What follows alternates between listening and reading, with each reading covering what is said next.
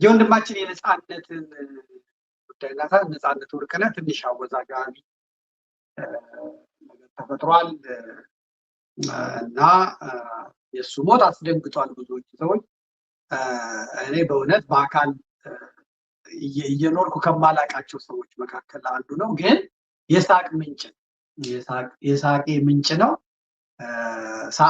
ሳንፈልግ የሚያስቀን ነው።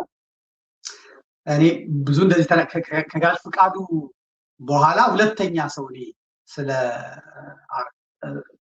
የጥበብ ሰዎች ላይ ሀሳቤን ስሰጥ ማለት ነው።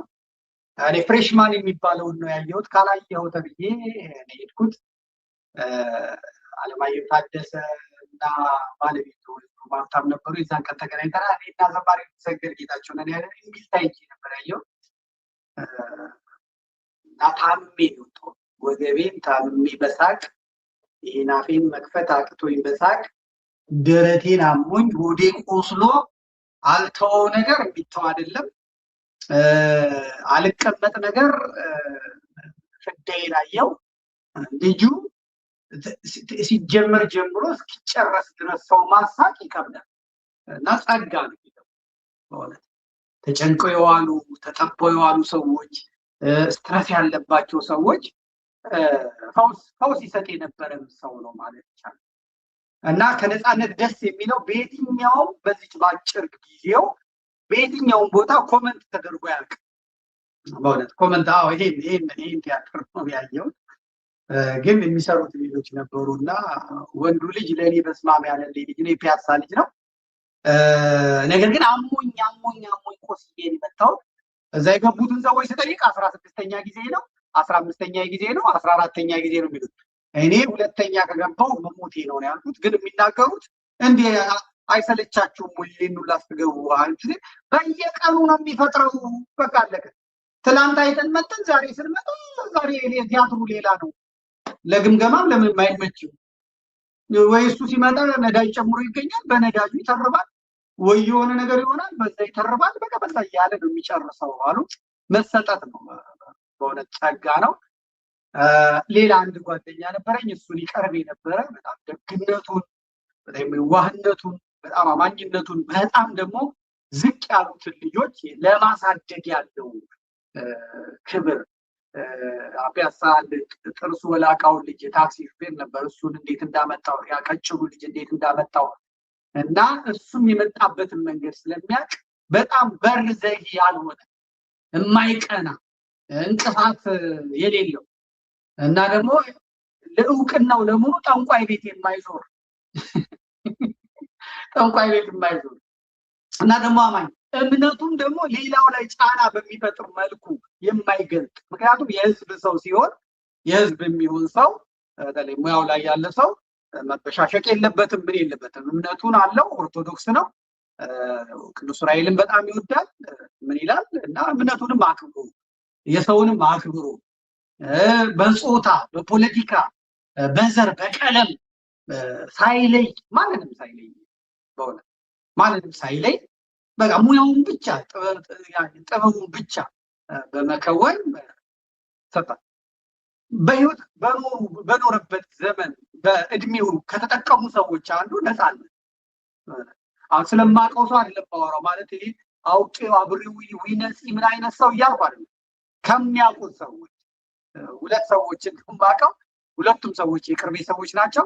አንደኛው የልብ ጓደኛው ነው፣ የኔም ጓደኛ ነው፣ ግን እሱን አላውቀውም።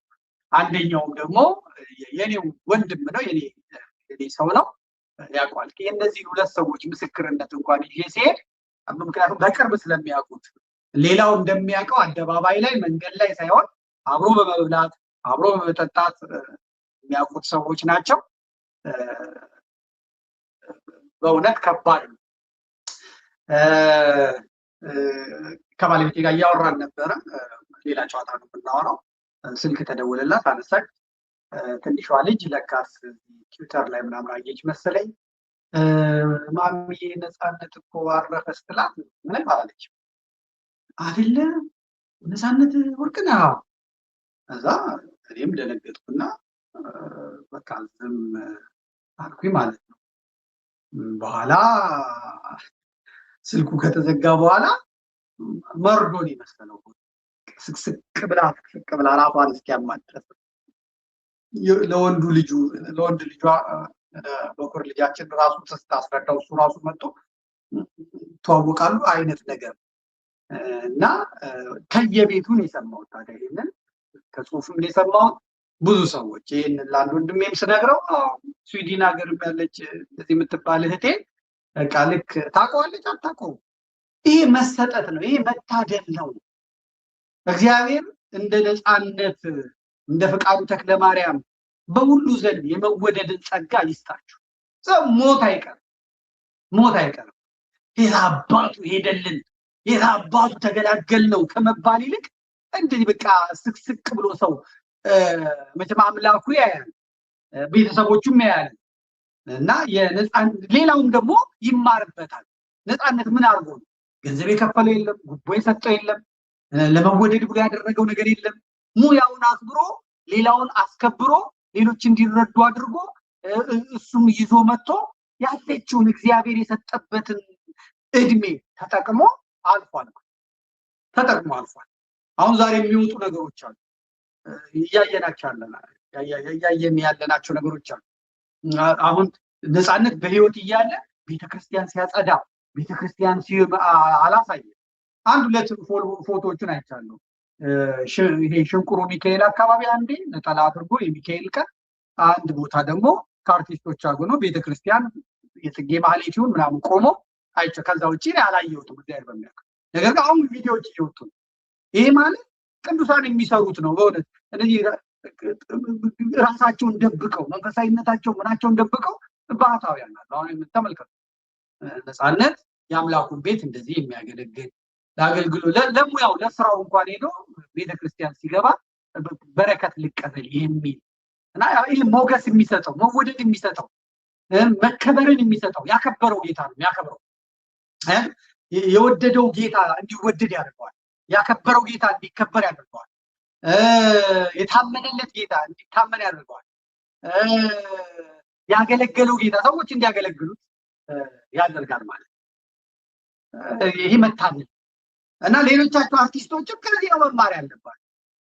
የጥበብ ሰዎች ስትሆኑ በሙያችሁ ላይ ያ ሙያ አክብራችሁ መሄድ። በጫት የሚገኝ በመጠጥ የሚገኝ በጥንቆላ የሚገኝ በሟርት የሚገኝ በመተት የሚገኝ ሌላውን በማሳጣት በማሳቀል የሚገኝ እውቅና መጨረሻ ላይ እከካም ያደርጋል። መጨረሻ ላይ አመዳም፣ መጨረሻ ላይ ተገላገል ነው በቃ እንኳን ሄደ ምን ነው ቆየብን ያስብላል ማለት። እንደ ነፃነት ያለው ግን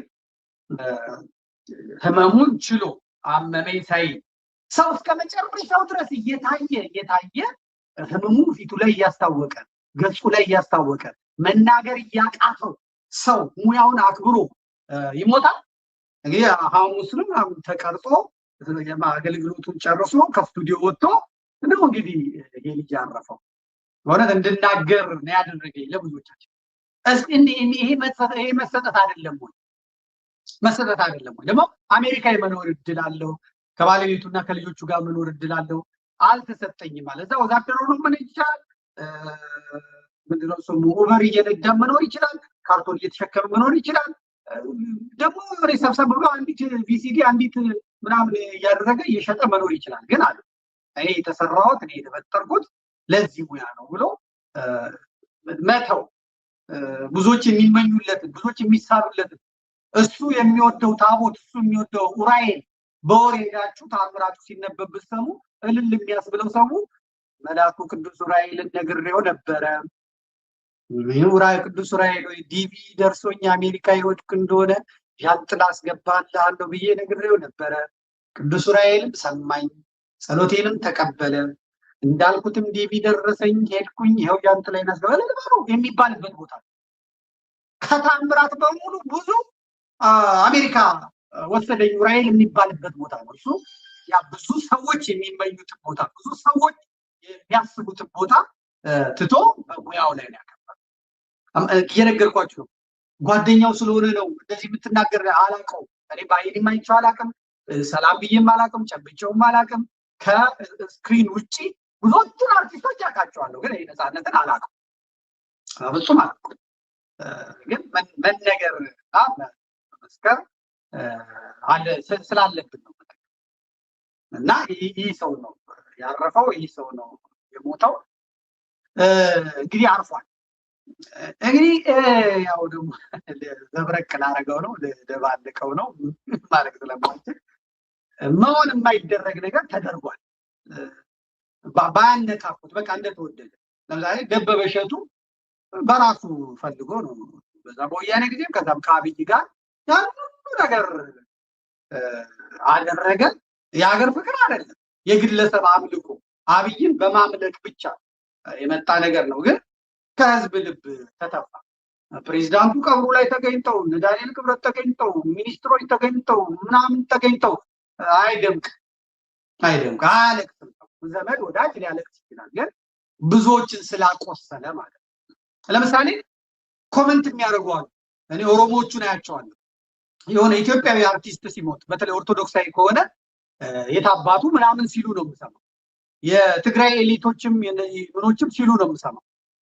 ሁሉ ሰው የተስማማበት ሞትና ያዘነበት ቢኖር ሁሉም ሰው ደግሞ በእውነት ይሄ ሰው ሰው ነበር ብሎ የመሰከሩለት የኦነጎቹንም አይቻለሁ፣ የቲፒኤልኤፎችን አይቻለሁ፣ የትግሬዎችን አይቻለሁ፣ የኦሮሞዎችን አይቻለሁ። በነገድ ሄድን ማለት እንደውም ቴዎድሮስ ደግሞ የአማርኛ ቀሻሪ ነው። ቴዎድሮስ ሬዮ በሚገርም ቃል ነው ነፃነትን የገለጸው ማለት ነው። እነ ጉማ ሰቀታ እንኳን ደጋገሙት ነፃነትን ማለት በእውነት ከጽንፈኛ ጴንጤዎች በስተቀር በነፃነት ሞት የተከፋ ሰው አላየሁም። እነሱም ደግሞ እና ጽንፈኛ የውሃቢ እስላሞች ሁለቱ ሲናገሩ አይቻልም። ለምሳሌ እንዳልክ የሚባል በኢትዮጵያ ኦርቶዶክስ ተዋሕዶ ቤተክርስቲያን ውስጥ የነበረ ነው፣ ግን በእኛ ቤተክርስቲያን ውስጥ በነበረ ጊዜ ጋጠ ወጥ የነበረ ነው እና ደግሞ በጣም ስድ የነበረ ነው። ከዛ ደግሞ ክህነቱ ያለው አፈንግጦ ክህነቱን ያረከሰና ከጋብቻ ውጭ የወለደ ነው። ስለዚህ ቅድስት ቤተክርስቲያን ትዝታውን ባገደችበት እሱንም አግደዋለች። ስለዚህ ቤተክርስቲያንን ማገልገል የሚቻለው በንጽህና በቅድስና ነው የሚል ማለት ነው። ወንድማችን ቴክኒሻን ቶሎ ቶሎ ብታመጣልኝ ደስ ይለኛል። ተካተካ ብታደርግልኝ እንዳልክም ማለት ነው። አንተም ፈዘህ ከህዝቡ እኩል እንዳታየኝ እና ይህ ሰው ቤተክርስቲያኒቷ በህግ ከዚህ በኋላ መቅደስ መግባት አትችልም፣ ከዚህ በኋላ ዲያቆን ተብለህ መጠራት አትችልም ስትለው ጓ አለና የት ነው እንደፈለግኩ መሆን የምችለው? የት ነው የኃጢአቴ ዋጋ ተከፍሎልኛል እንደፈለግኩ ልሁን? የት ነው ይሄ ስጋዬ እኮ ጃኬት ነው፣ በዚህ ስጋዬ እንደፈለግኩ መሆን ይችላለሁ፣ መርመጥመጥ ይችላለሁ። ሃሌሉያ መሞት ሞቶልኛል፣ ዋጋ ከፍሎልኛል፣ እኔ ጻድቅ ነኝ የሚባለው የት ነው አለ። ሲጠይቅ አገኝ እና ነብይ ጥሌ የሚባለው ናኛ ጋር ነው አለውና ወሰደው። ምን አለ? ሁሉ ሰው እያዘነ አሁን ሰው ሲሞት አለ በኢየሱስ አምኖ ነበር ብዬ መጠየቅ ጀምሬያለሁ። በአጭሩ እድሜያችን ዘላለማችንን አስተካክለን ብንሄድ ጥሩ ነው ብሎ ኢየሱስን ሳትቀበሉ እንዳትሞቱ ብሎ ወንድማችን ነፃነት ላይ እንደማላገጥ አለ ማለት ነው። እና የኢትዮጵያ ኦርቶዶክስ ተዋሕዶ ቤተክርስቲያን ኢየሱስ ክርስቶስን ለሷ እንግዲህ ኢየሱስ ክርስቶስ ሲገለጥላት ማለት ለሷ ኢየሱስ ክርስቶስ ሲሰበክላት ማለት ነው።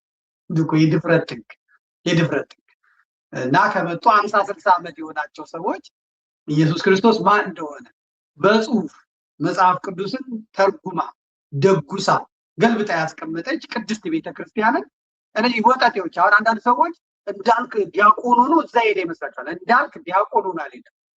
እንዳልክ ድቁናውን አፍርሶ ማግጦ ክህነቱን ጥሎ ሰካራምነቱ በዝቶ ዘማዊነቱ በዝቶ ክለብ ጨፋሪነቱ በዝቶ ስለዚህ እዛ ደግሞ ብላክሜል ሊያደርጉት ይችላሉ።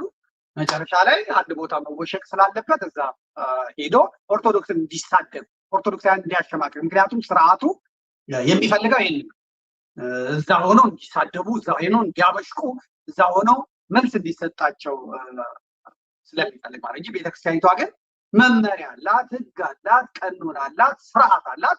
በስርዓቱ የሚሄድ ሰው ይቀጥልባታል። በስርዓቱ የማይሄድ ሰው ደግሞ ይፈርስ ማለት ነው። ስለዚህ ከዚህ ሲወጡ የጋርቤጅ የቆሻሻ ማራገፊያ ቦታ ይሄዳሉ ማለት ነው። ስለ ቃሉ በጣም ይቀጣል መቼም ሰጣቸው ስለሚፈልግ ማለት እንጂ ቤተክርስቲያኒቷ ግን መመሪያ አላት፣ ህግ አላት፣ ቀኖና አላት፣ ስርዓት አላት።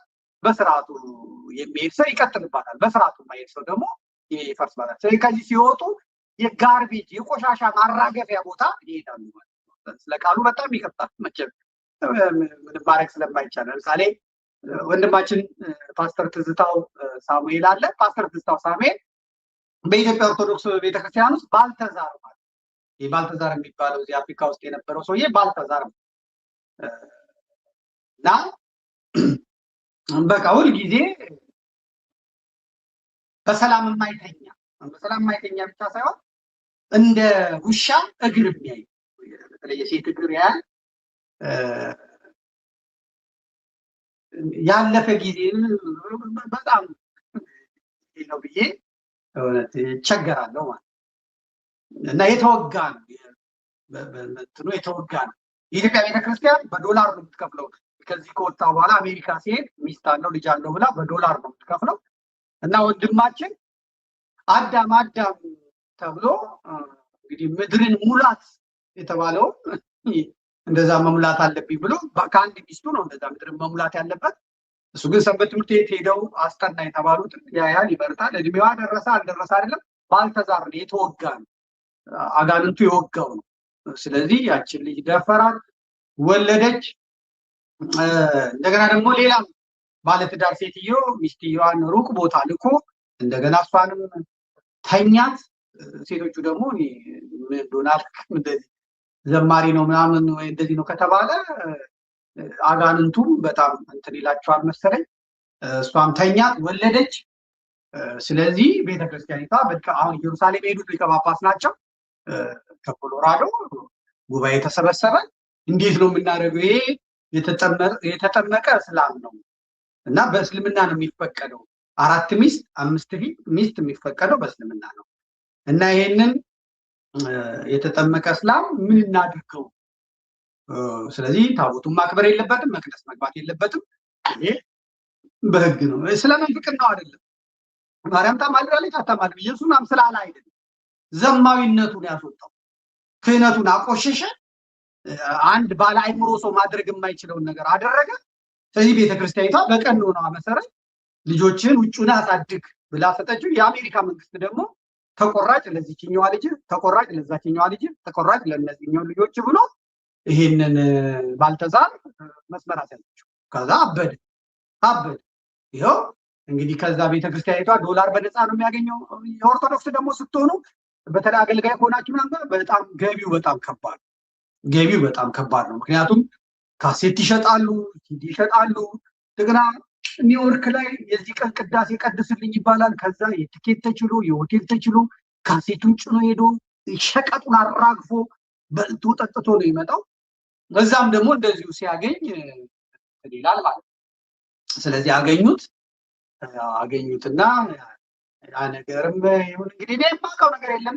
ያ ነገር ይኖር አይኖር የማውቀው ነገር የለም። ወንድማችን ወደዛኛው ክለብ ገባ። እዛኛው ክለብ ከገባ በኋላ እንግዲህ እንደምታዩት ጠዋት ከእንቅልፉ ይነሳና ታምረ ማርያም ቁጥር 6 ታምረ ማርያም ምናምን ይላል። ከዛ እንቅልፍ ይወስደዋል፣ ይሄዳል። ከዛ ታክሲውን ነርቶ ይመጣና ደግሞ ይመጣል። ዛሬ የምንነጋገረው ስለ ታቦት ነው። ታቦት ማለት ነው። ከዛ ይዘጋል፣ ይሄዳል። ከዛ ይመጣል፣ ቸርች ይሄዳል። ደግሞ እነዚህ ይመጣል። ከዚህ መልበታ ከዛ በማግስቱ ደግሞ ላይቭ ይከፍታል። ዛሬ የምንነጋገረው ስለ ቅዱስ ጊዮርጊስ ነው። ጊዮርጊስ የሚባል የለም። ይዘጋል፣ ይሄዳል። ከዛ ደግሞ በማግስቱ ይመጣል። ከዛ ትዝ ይለዋል እዛ ያወገዙትን ክህነቱን የያዙበትን ተገቢ አይደለም ይሄ አንተ ኮርማ አይደለም። እንስሳት እንኳን እንትን ይላሉ እና ጠበል ተጠመቅ ወይ ሕክምና ታይ ያሉትን ካህናት ትዝ ሲሉት ይመጣና ቄስ ማለት እንደዚህ ነው፣ ለትራ ማለት እንደዚህ ነው ይላል። እና ወንድማችን ያው 5 ዓመት ሙሉ አሁን ከመቸገሩ የተነሳ እንትን ማለት ሁላ ጀምሯል። ወንድማችን በሆነ እንትን ማለት ጀምሯል። ያው ሲዘምርም ነይ ነይ እምዬ ማርያም የሚለው ይናፍቀዋል መቼም ናና ኢየሱስ ናና ጴንጤዎችም ደግሞ በቃ ማብሸቃቸው ነው እንደዚህ ይላሉ። ያመሰቅባቸዋለን፣ እንዝናናባቸዋለን። ግን እነዚህ የኢትዮጵያ ኦርቶዶክስ ቤተክርስቲያን ስፖንሰር አድርገውት እና አዳነች አቤቤ እና አብይ አህመድ አምጥተው በል እንጂ ወጥር ይሉታል። በቀደም ከዮናታን ጋር ሲነጋገር ሰምቼዋለሁ። ምንድነው የምታስተላልፈው ብሎ ዮናታን ጠይቆታል። ቪዲዮ ካላችሁ ብትልኩልኝ ብናጫውተው ደስ ይለኛል። ወንድማችን ትዝታው ምንድን ያለው? አዎ በጣም የደነገን እዚህ መጠን ሲስተም ውስጥ መግባትን ያቃተን አይነት ነገር ነው እንደዚህ ሲሰማው ማለት ነው።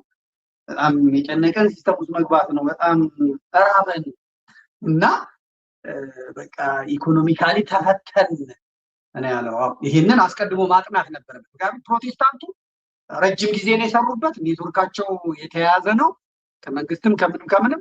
ይሄ ከኦርቶዶክስ የሚመጡ ሰዎች ያንን ኔትወርክ ሰብረው መግባት አይችሉም። ምክንያቱም በጣም ጥብቅ ነው፣ በጣም ትስስር ነው።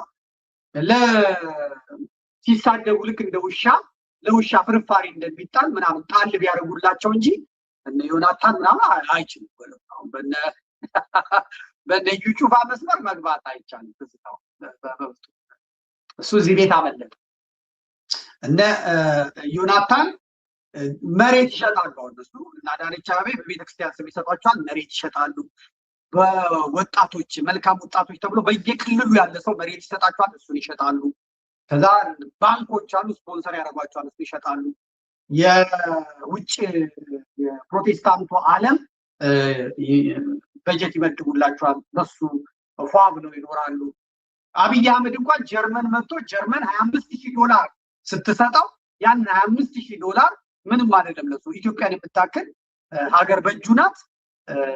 ደግሞ የተባበሩት አረብ ኤምሬትስ ምንም ስለምትወደው በጣም ስለሚያምር እንትና አብይ አህመድ $3 ቢሊዮን $5 ቢሊዮን ነው የምትሰጠው እና $25,000 ምንም ስላልሆነች ዮናታንን ጠርቶ ነው ከሄድና 25,000 ዩሮ ለሻይ ለምሳ ይሆናል ያለው። እና እንዲህ አይነት እድል ለማግኘት ረጅም ጊዜ ይፈጃል። እና ከኦርቶዶክስ የሄዱት ልጆች የተቸገሩት ያለ አሁን መነኮሳት የሚመስሉት መሪጌታ የሚመስሉት በቃ ከዚህ ተሳድበን ስንሄድ እዛ የገንዘብ ባህር ውስጥ እንገባለን ብለው ነበረ። ዘው ብለው ሄዱ። አይቻልም። በጣም ከባድ ነው።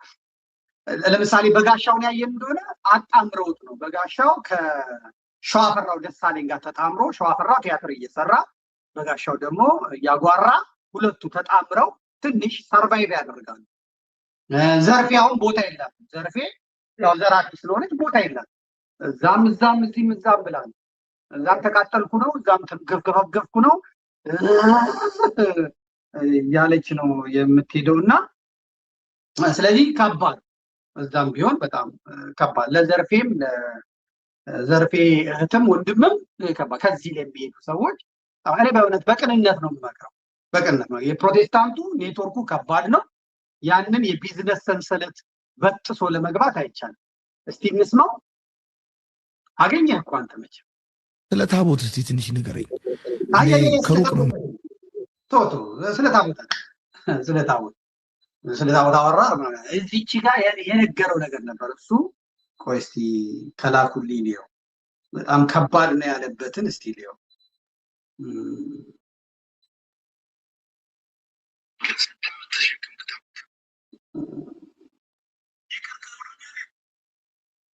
ስለ ታቦት አይደለም የነገርኳችሁ፣ ስለ ታቦት ሳይሆን የነገርኳችሁ ስለ መቸገሩን የሚያወራበት አለ። አግኝቼው ነበረ ግን እንዴት አድርጌ ላውርደው? ምንድነው እዚህ የቸገራችሁ ይለዋል። ዮናታንም ምክር ይሰጠዋል። አዎ በጣም ችግር ነው እኛ ጋር ስትመጣ ሲስተሙ ትንሽ ከባድ ነው፣ ኔትወርኩም ከባድ ነው እና ምንም ልረዳ አልችልም አይነት ነገር ይለዋል። አዎ በጣም ተፈተንን፣ በጣም ራበን ጠማን፣ የምንሆነውን አጣን። ብንለፈልፍ ብዙ ሰደብንላችሁ፣ ኦርቶዶክስን በጣም ብዙ ሰደብንላችሁ፣ እንዴት እናርግ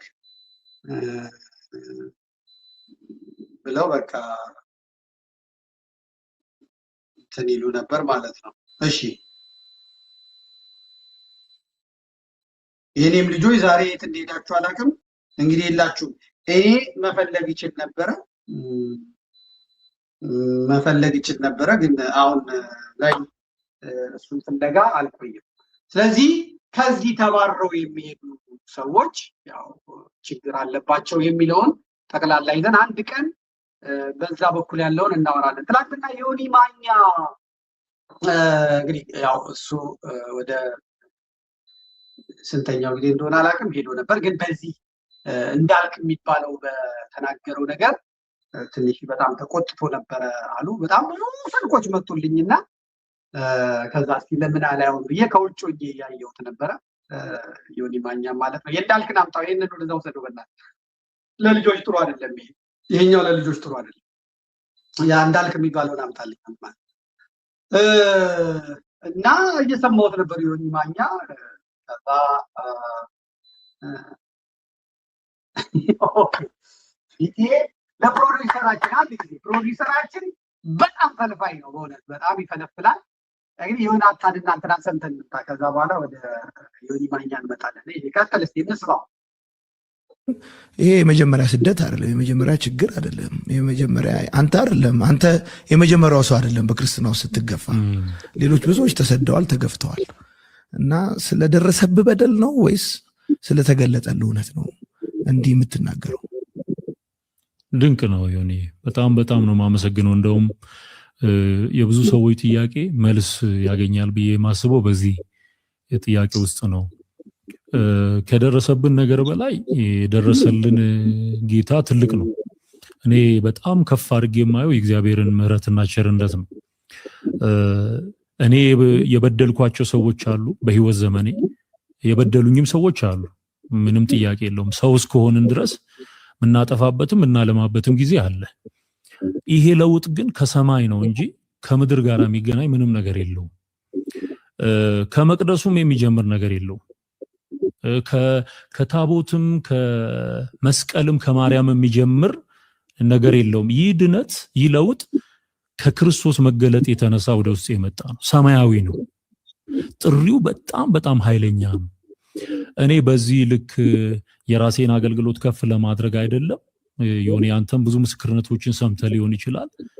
ራእይን ያየሁት ራእዩ ራሱ ክርስቶስ ዙፋን ላይ ሆኖ በዙፋኑ ደረጃ ላይ በጣም ትንሽ ሆኜ የልጅነት መልኬን እያየው ካጠገቡ ከቀኙ ቁጭ ብዬ ነው ራሴን ያየሁት። መጀመሪያ ነው አይኖቼ የበሩ ጊዜ ማለት ነው። እንዲህ አይነት ልምምድም የለኝም። እኔ ለጌታ የተለየ ፍቅር አለኝ። በ7 ዓመት ያየሁት ራእይ አለ። በ13 ዓመት ላይ ያየሁት ራእይ አለ። ይሄ የመጨረሻው ግን እኔን 360 ዲግሪ ለወጠ የተለየ ነው። ይሄም ማለት ነው። እኔ የሚቀጥለው ሳምንት ይዤው እመጣለሁ። አላወቃችሁትም። ሲስተሙን የሚያወራበት በጣም አስቸጋሪ መሆኑን፣ በጣም መቸገራቸውን፣ በጣም መራባቸውን፣ በጣም መጠማታቸውን የሚናገርበት ፓርት ነው ያለው እንጂ ስለ ራእይ ስለ ቅዠቱ ምናምን አይደለም። ስለሱ አይደል። እሱን እዛ የሚፎግረውን ፎግሮ ይብላል። ወደ ፕሮቴስታንት ስትሄድ የምታቀርበው ነገር አለ። አሁን የፔንቴ ጋር አሜን ሃሌሉያ እግዚአብሔር እንደዚህ ብሎኛል አሜን በል አሜን እንደተብሎ አሜን ማስባል ቀላል ነው። በቃ ያ ትራዲሽኑ እንደዛ ነው። እና በቃ እግዚአብሔር በየሰከንዶች ነው የሚገለጥልህ፣ በየሰከንዶች ነው ከፊት የሚመጣ የሚያዝህ ትእዛዝ ይሰጣል። እንዲያርግ ማለት ተገልበጥ ይላል፣ ትገለበጣለህ፣ አውጣ ይላል፣ ታወጣለህ፣ ሂድ ይላል፣ ትሄዳለህ፣ ፈቅዶልኛል። ይሄ እዛ ያለ ግን እያለ ነው እንደዚህ እየሰማው ነው እንደዚህ አርግ እያለ ይሄ ተለመደ ነው። እዚህ ፕሮቴስታንቶቹ የሚፈልጉትን ነገር ይዞምታል። ይሄ የመጣሁት በራእይ ነው። በራእይ አልሄደም። በዝሙት ምክንያት ነው ይሄ ነው። ሚስቱን አደንቃታለሁ፣ ችለዋለች። በቃ ሚስት ማለት የትዝታው ሚስት ናት። በእውነት ሚስት ማለት የትዝታው ሚስት። እሷም ደግሞ እንዴት እንዳገኘችው ስለምታውቅ ማለት እሷም እንዴት እንደምታገኘችው ስለምታውቅ ማለት ምክንያቱም ዱባይ ነው ትግራይ። እቺኛዋ ደግሞ የስንት አገልጋዮች ዛሬ ይቅርብኝ እንዴት ነው ሰዎችም አሁን ደግሞ የራሳቸው ህይወት ስላላቸው አያገባኝም። ግን ይቺ አሁን የያዘችዋ ሴት ደግሞ ከሌላ ከትዝታው ገርል ፍሬንድ ጋር የመጣችው ልጠይቅ መንበረ ትባላለች ዱባይ ያለችው።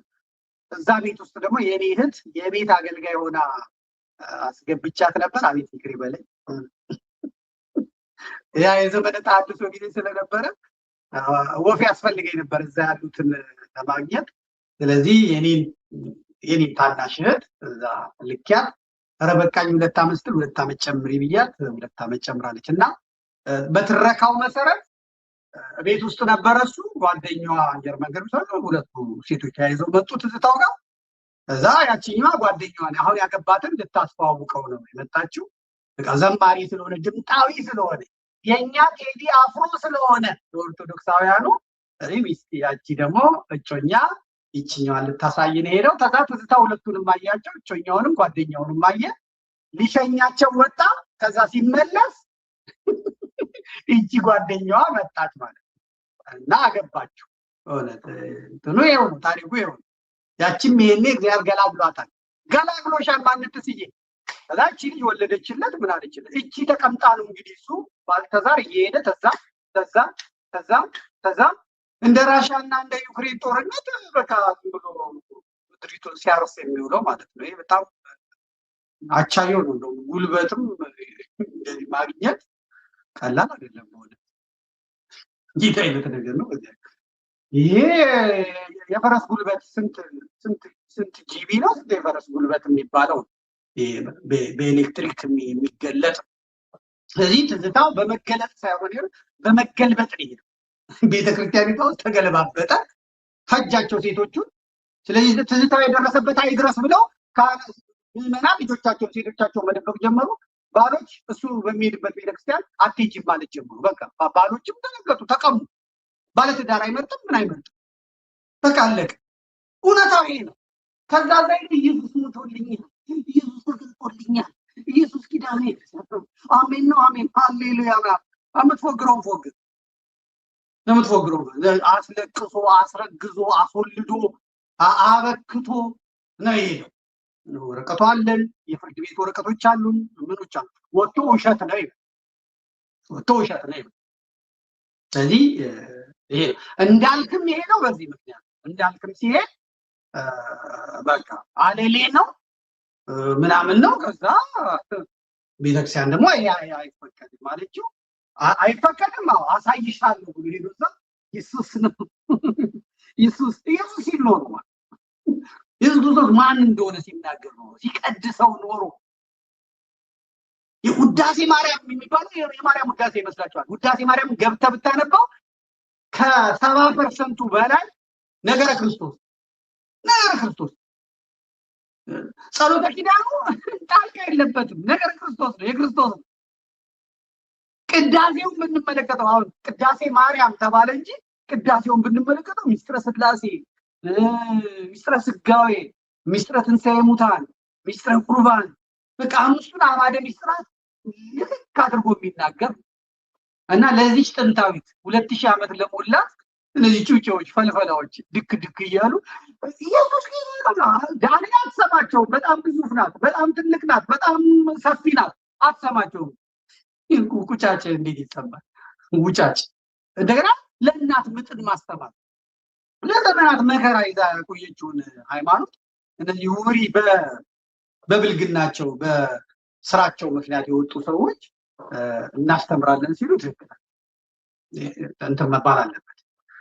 ሌላው ትናንትና ከዮኒ ማኛ ያየሁት ነው። ዮኒያስ ከመናደድ የተነሳ ቢዝነስ ሊሰራ ይችላል። እሱ ቢዝነስ ማይንድ ስለሆነ ቢዝነስ ሊሰራ ይሆናል። ብዙ ሰው ነበር ሲከታተል የነበረው እና ቀለም ወርቅ ነው የመጣው። ያ ቀለም ወርቅ የሚባለው የሚያለቅስ ሊመሰለኝ ብዙ የሚቋቅን የሚታስበው እሱ ነው የመጣው እና በጣም ስማርት ነው። ግን አየሁት፣ በጣም ስማርት ነው።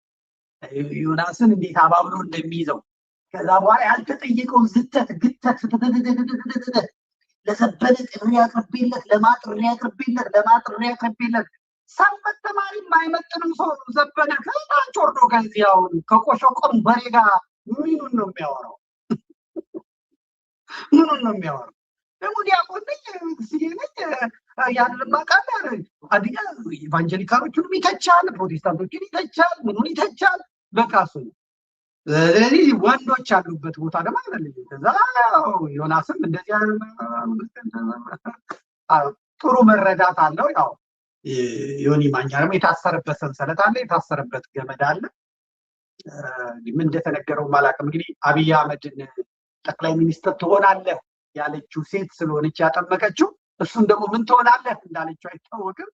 ከዛ ከጴንጤነት ይወጣል ባይባልም ነገር ግን ሞግቶታል እና ያነሳቸው ሀሳቦች ያኛው ግን በጣም በጣም በጣም መስማት የተሳነው ስለሆነ ለማብለጥ የጣሩ ጥራ ዮናስ ደግሞ ሰቅዞ በመያዝ ይችልበታል።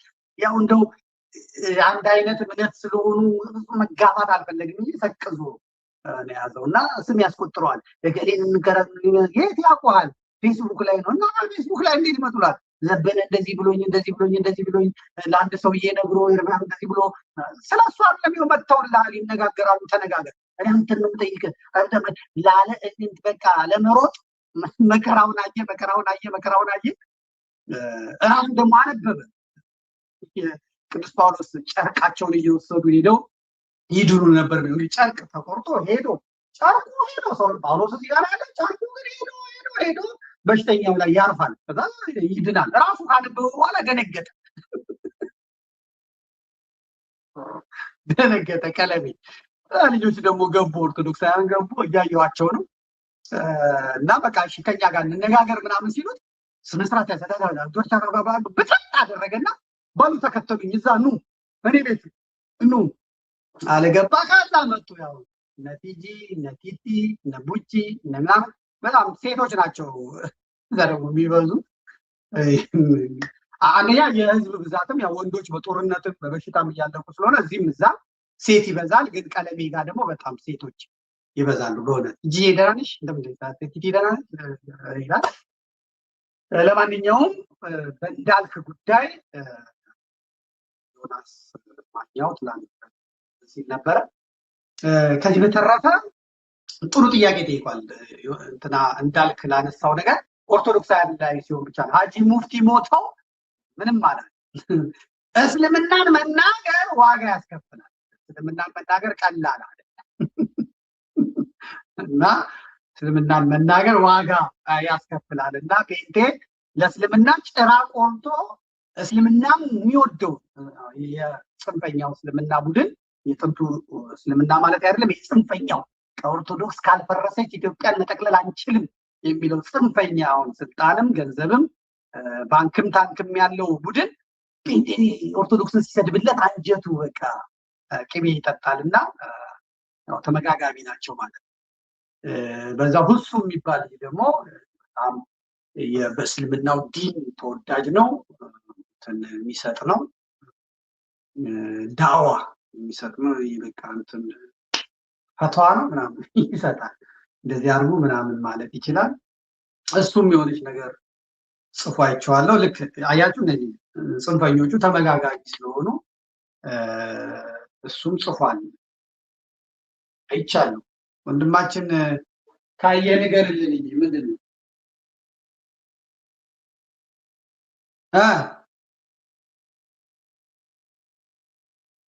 ሁሱ አጠገቡ ከእንዳልክ አጠገብ የነበረውን ልጅ እኮ ማለት ነው። እሱም እንግዲህ እንደዚሁ ጽፏል። ቴሌግራም ላይ ትላንትናው ማለት ትችላላችሁ። ሁሱ ነኝ ይላል። ነፃነት አሳዘነኝ። ወላሂ እስላምን እመኝለት ነበር። ተው በህይወት ያላችሁ ክርስቲያኖች ከጥላቻ ርቃችሁ እስላምን መርምሩ፣ ጠይቁ ወንድማችን እና አሁን ነፍስ ይማር ማለት ነው የሚገባው። ኦርቶዶክስ ግን ታይታለች። ኦርቶዶክስ በፓትርያርኳ ተገልጣለች።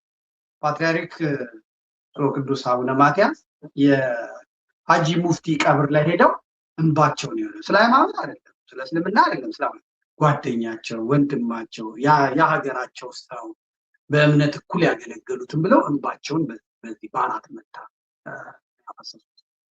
ይሄን ያዩ ጽንፈኞች ካፊራ ያለቅስልንም ቀጥሮ ምናምን ብለው ነበር።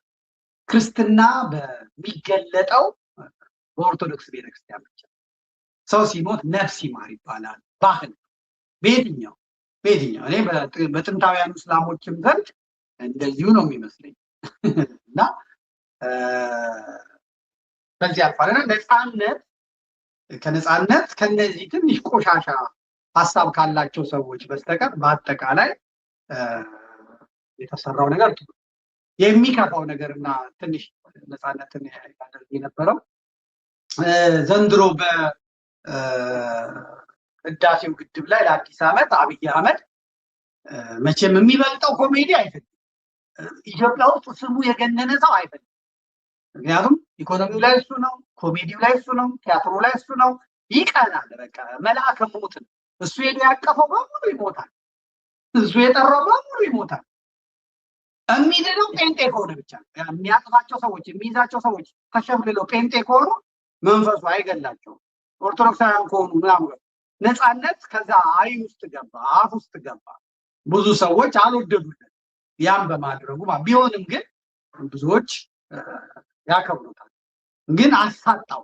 ልጁም ደግሞ ያለ ፍላጎቱ ሄደው ቀልዱም የዛለት ደረቅ በቃ እንጨት ያለ ሲስቅ የነበረው አብይ አህመድ ነው። እንደዚህ ከሚስቱ አጠገብ ቁጭ ብሎ እንደዚህ ልክ እንትና ሲጠይቃት እንደዚህ ምናምን ሲጨነቅ የነበረው አብይ ነው።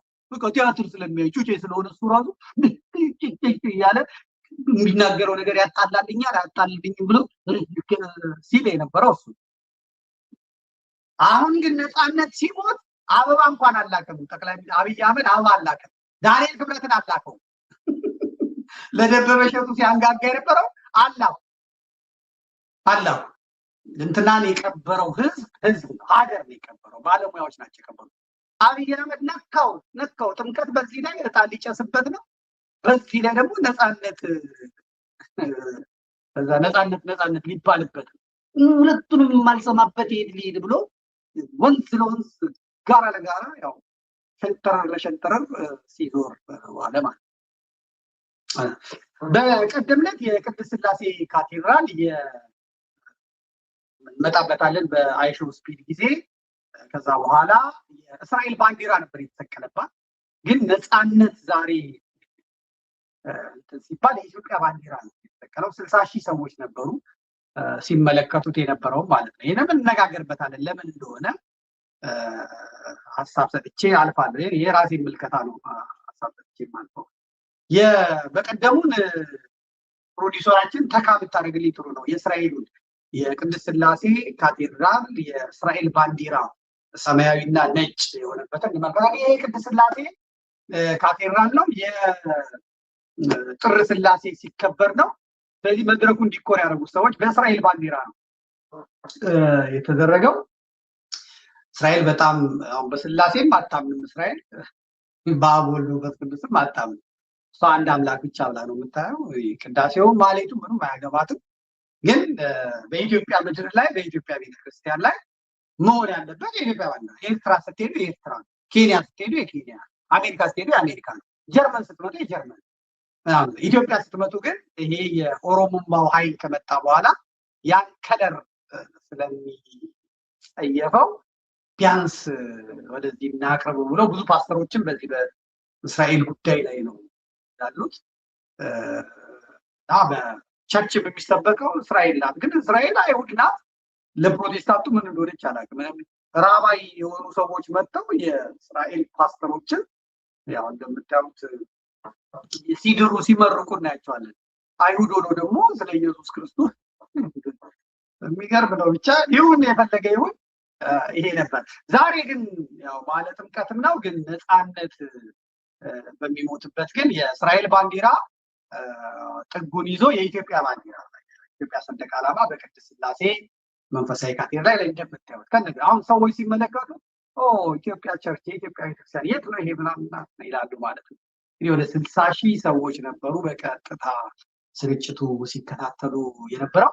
የኢትዮጵያ ሰንደቅ ዓላማም በግራና በቀኝ ሆኖ ከብሯል ማለት ነው። በእውነት እጅግ ደስ ይላል። የቅድስት ሥላሴ የእስራኤልን ባንዲራ ተችተን ነበረ። ዛሬ ሽታው እንግዲህ እነ ሽታ ያሳደጉን ወንድሞቻችን ናቸው። ዋና ጸሐፊው፣ የቤተክርስቲያኒቱ አስተዳዳሪዎች፣ ካህናት ወንድሞቻችን አባቶቻችን ናቸው። ያው እነሱ ፈልገውት እንዳልሆነ ይገባናል። ግን ያው እኛም እየተናገርን ለታሪክ እያስቀመጥን እንሄዳለን። ግን በነፃነት የቀብር ስነስርዓት ላይ ይህንን ነገር አይተናል ማለት ነው። እግረ መንገዱን እንግዲህ ምክር እየሰጠን እንሄዳለን። ነፃነትን ታመጣልኛለህ። ስለ ነፃነት መናገር ስላለብን ነው። የነፃነትን ተመልክቶ ለሌሎች አርቲስቶችም የሚሆን ነገር ነው። በጣም ብዙ አርቲስቶች ናቸው የሞቱት ሰሞኑን። በአጠቃላይ በብዛት ተደርድረውም አይቻቸዋለሁ። ሰማያዊ ለብሰው የሆኑ ሰዎች ሰርተዋቸው አይቻለሁ። በጣም የአብይ አህመድ ከመጣ በኋላ አብዛኞቹ የሞቱ ናቸው እና የሚሉት ደግሞ ልቤ ይላሉ። ከዛ ሆስፒታል ይሄዳሉ። ከዛ ሞቱ ተብሎ ሳጥን ውስጥ ገብተው ይወጣሉ ማለት ነው። እንደምትመለከታቸው ያቺ ትርፌ የማይተርፍ የሆነ አሰራር ኢዮብ ነው ይሄ። ፍቃዱ ተክለማርያም አለ። ሀጫሉ እንኳን በጥይት ደግሞ በጥይት አይደለም ወንድሙ ተናግሯል። ደም የለም ምን የለም ምን የለም፣ ግን በቃ ሞቷል ሞቷል። ወይ አንቀውት ነው ወይ አፍነውት ነው። ወልደ ገብርኤል ነው ስሙ፣ ኃይለ ገብርኤል ወልደ ገብርኤል ነው። ኦርቶዶክስ ነው። ሐረርጌ ያውን ለእስላም ተቀምጦ ለአጫሉ ለቅሶ ድንኳን ጥለው ተቀምጠው ከዛ አምቦ ላይ የአምቦ ኪዳነ ምሕረት ካህናት መስቀል ይዘው ጽና ይዘው ሲመጡ ካሜራ ሀጫሉ ካሜራ ድን ተነስተው ድንኳናቸውን ጥለው እና እንግዲህ እነዚህ የምታዩዋቸው ሰዎች በሙሉ እነ መስፍን ሰው ለሰው ላይ ያለ ልጅ ይቺ ማን ነበር ዘፋኝ ናት። በስመ አብ ይሄ ልጅ ማነው ስሙ? ባባ ሬቀር ማዲንጎ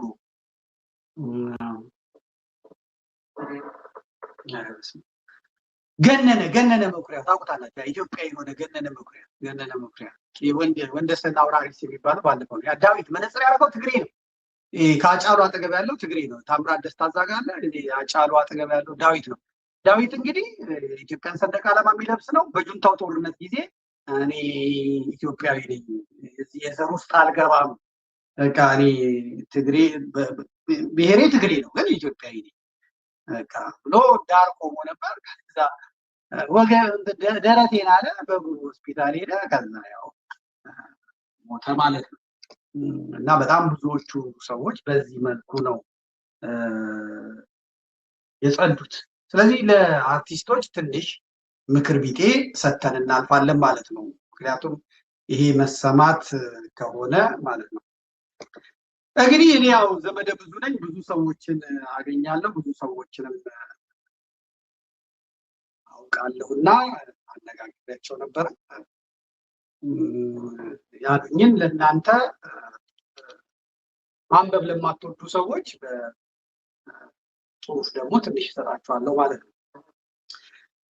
አርሰኒክ የተባለ በምግብ በመጠጥም ሲሰጥ ምንም ጣዕም የሌለው ሳታውቀው ወደ ሰውነትህ ገብቶ ቀስ ቀስ ቀስ እያለ ጊዜ ወራት ሰጥቶ ጉበትን እየበሳሳ ኩላሊትህን እያወደመ ልብህን እየወጋ ጨጓራህን እየበጣጠሰ አማቆ የሚገል መርዝ አለ ነው የሚሉት የሕክምና ባለሙያ ጓደኞቼ ማለት ነው። እና ይህ መርዝ ሲበዛ እጅግ አደገኛ መርዝ ነው እና ሲያንስ ግን ያው ሲያንስ ወዲያው ከገደለ ልቤን ምናምን ብሎ ከሞተ በቃ ቶሎ እንዲገደል የሚፈለግ አካል ነው። ግን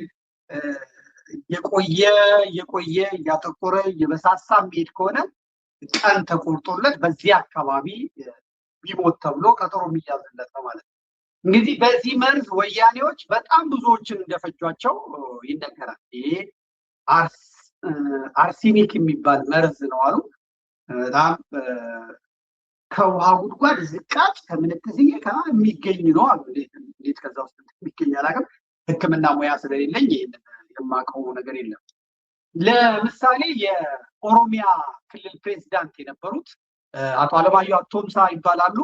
ኦርቶዶክስ አማኝ ናቸው እና በኦሮሚያ የሚታየውን ሙስና፣ ህገወጥነት፣ የፍትህ መጓደል ለማስተካከል ረጅም ርቀት የሄዱ ሰው ናቸው። ስለዚህ አቶ አለማየሁ እቺን ወይ በምግባቸው ላይ በውሃቸው ላይ ተሰጣቸው። ከዛ ማቀው ሞቱ ይላል። እነዚህ የማናገራቸው ሰዎች ምንድነው የሚሉት? መርዙ የተሰራው አሁን ላይ የአማራን ነገድ ተወላጆችና ከነገድ ማለት ነው ከብሔር የአማራ ተወላጆችን ከሃይማኖት ደግሞ የኢትዮጵያ ኦርቶዶክስ ተዋሕዶ እምነት ተከታይ የሆኑትን በአጠቃላይ ከነገድ እስላምም ይሁን ክርስቲያን፣ አማራ፣ ከሃይማኖት ግን ኦሮሞም ቢሆን ትግሬም ቢሆን አማራም ቢሆን ጉራጌም ቢሆን ወላይታም ቢሆን እነዚህን ሰዎች ተወላጆች ለመፍጀት እስኪመስል ድረስ ነው ጥቅም ላይ ውሎ የሚታየው ነው የሚሉት። ጴንጤም ሁን እስላምም ሁን ግን አማራ ከሆንክ በተለይ ትግሬም ሁን ኦሮሞ፣ ኦርቶዶክስ ከሆንክ በተለይ ኢትዮጵያዊ ማንነት የሚጎላ የሚደነቅ ከሆነ በተያዘልህ መርሃ ግብር መሰረት ቀንን ጠብቀህ ትወገዳለህ ነው የሚሉት። መርዙ መጠኑ የበዛ ከሆነ እንደ የአማራ ጋዜጠኛው ደምስ በለጠ ወይም በብዕር ስሙ ቬሮኒካ መላኩ እንደሚባለው ሰው ጠዋት ይሰጡሃል፣ ከዛ በኋላ ማታ ላይ ደም ተፍተህ ትወገዳለህ ማለት ነው። ወይም ደግሞ እንደ አበራዳሙ የአማራ ክልል ፖሊስ ኮሚሽነር የነበረው እሱ ሰላም ልጆች እንደምናችሁ ብሎ ከዛ ሲወጣ ታመመ ሆስፒታል እንኳን ሲሄድ ሰዎች እንዳይጠጉት ከተሰጠው በኋላ ከደከመ በኋላ ራሱ ፖሊሱ ነው እየገፋ ይዞ ሄደው ዞር በሉ ተባለ። በደንብ እስኪሞት ተጠብቆ እንግዲህ ይታያቸው አረፋ እየደፈቀ አያለ ያ ሰው እስኪሞት ተጠብቆ ነው የሚሞተው ማለት ነው። እንግዲህ ወያኔ እንግዲህ እንደዚህ ሕክምና ባለሙያዎች ናቸው የሚሉት ከዘፋኝ ከነሚሊጓስ ናቸው እስከ ጨረሽ ድረስ ስትፈጅ ኖረችው እንደዚህ ነው ይባላል። ይሄኛው መርዝ ከአቶ ተክለማርያም ይሁን ከማዲንጎ ይሁን ከማንም ይሁን ከዮብ እና ከታምራት ደስታ ባቡጂ ያው አይታችኋል። ወዲያው መናገር ጀመረ፣ ስርዓቱን መተቸት ጀመረ። አብይ አህመድም በግልጽ ይሄ ትክክል አይደለም ሲሆን ተላይቶ ምናምን ብሎ መጣ። ወዲያውኑ ሞተ ተባለ ማለት ነው። አለቀ እና የነፃነትንም ወርቅነህንም ሞት በዛ የሚጠረጥሩ አሉ። ተራ በተራ እያጨዷቸው ባይነን ይላሉ ተጠራጣሪ ሐኪሞች ማለት ነው። ሰው ተጠራጠረ ነው። እኔ ለሐኪሞቹ ጥያቄ አቅርቤላቸው ነበር። ተው ይሄ ነገር በእግዚአብሔር ስራ በፈጣሪ መግባት አይሆንም ወይ? ሰው በቀኑ ነው የሚሞተው፣ ቀኑ ሲደርስ ነው የሚሞተው፣ ታሞ ነው የሚሞተው ምናምን ብያቸው ነበረ። እነሱም ምን ላይ ሰጥተውኛል። እኛ በፈጣሪ ስራ አልገባንም ግን እንጠይቃለን ነው የሚሉት።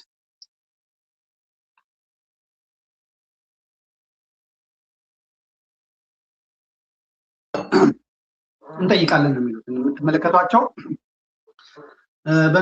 ሁሉም በሚባል መልኩ ሟቾቹ አርቲስቶች ተራ በተራ ልቤን ነው የሚሉት። ልቤን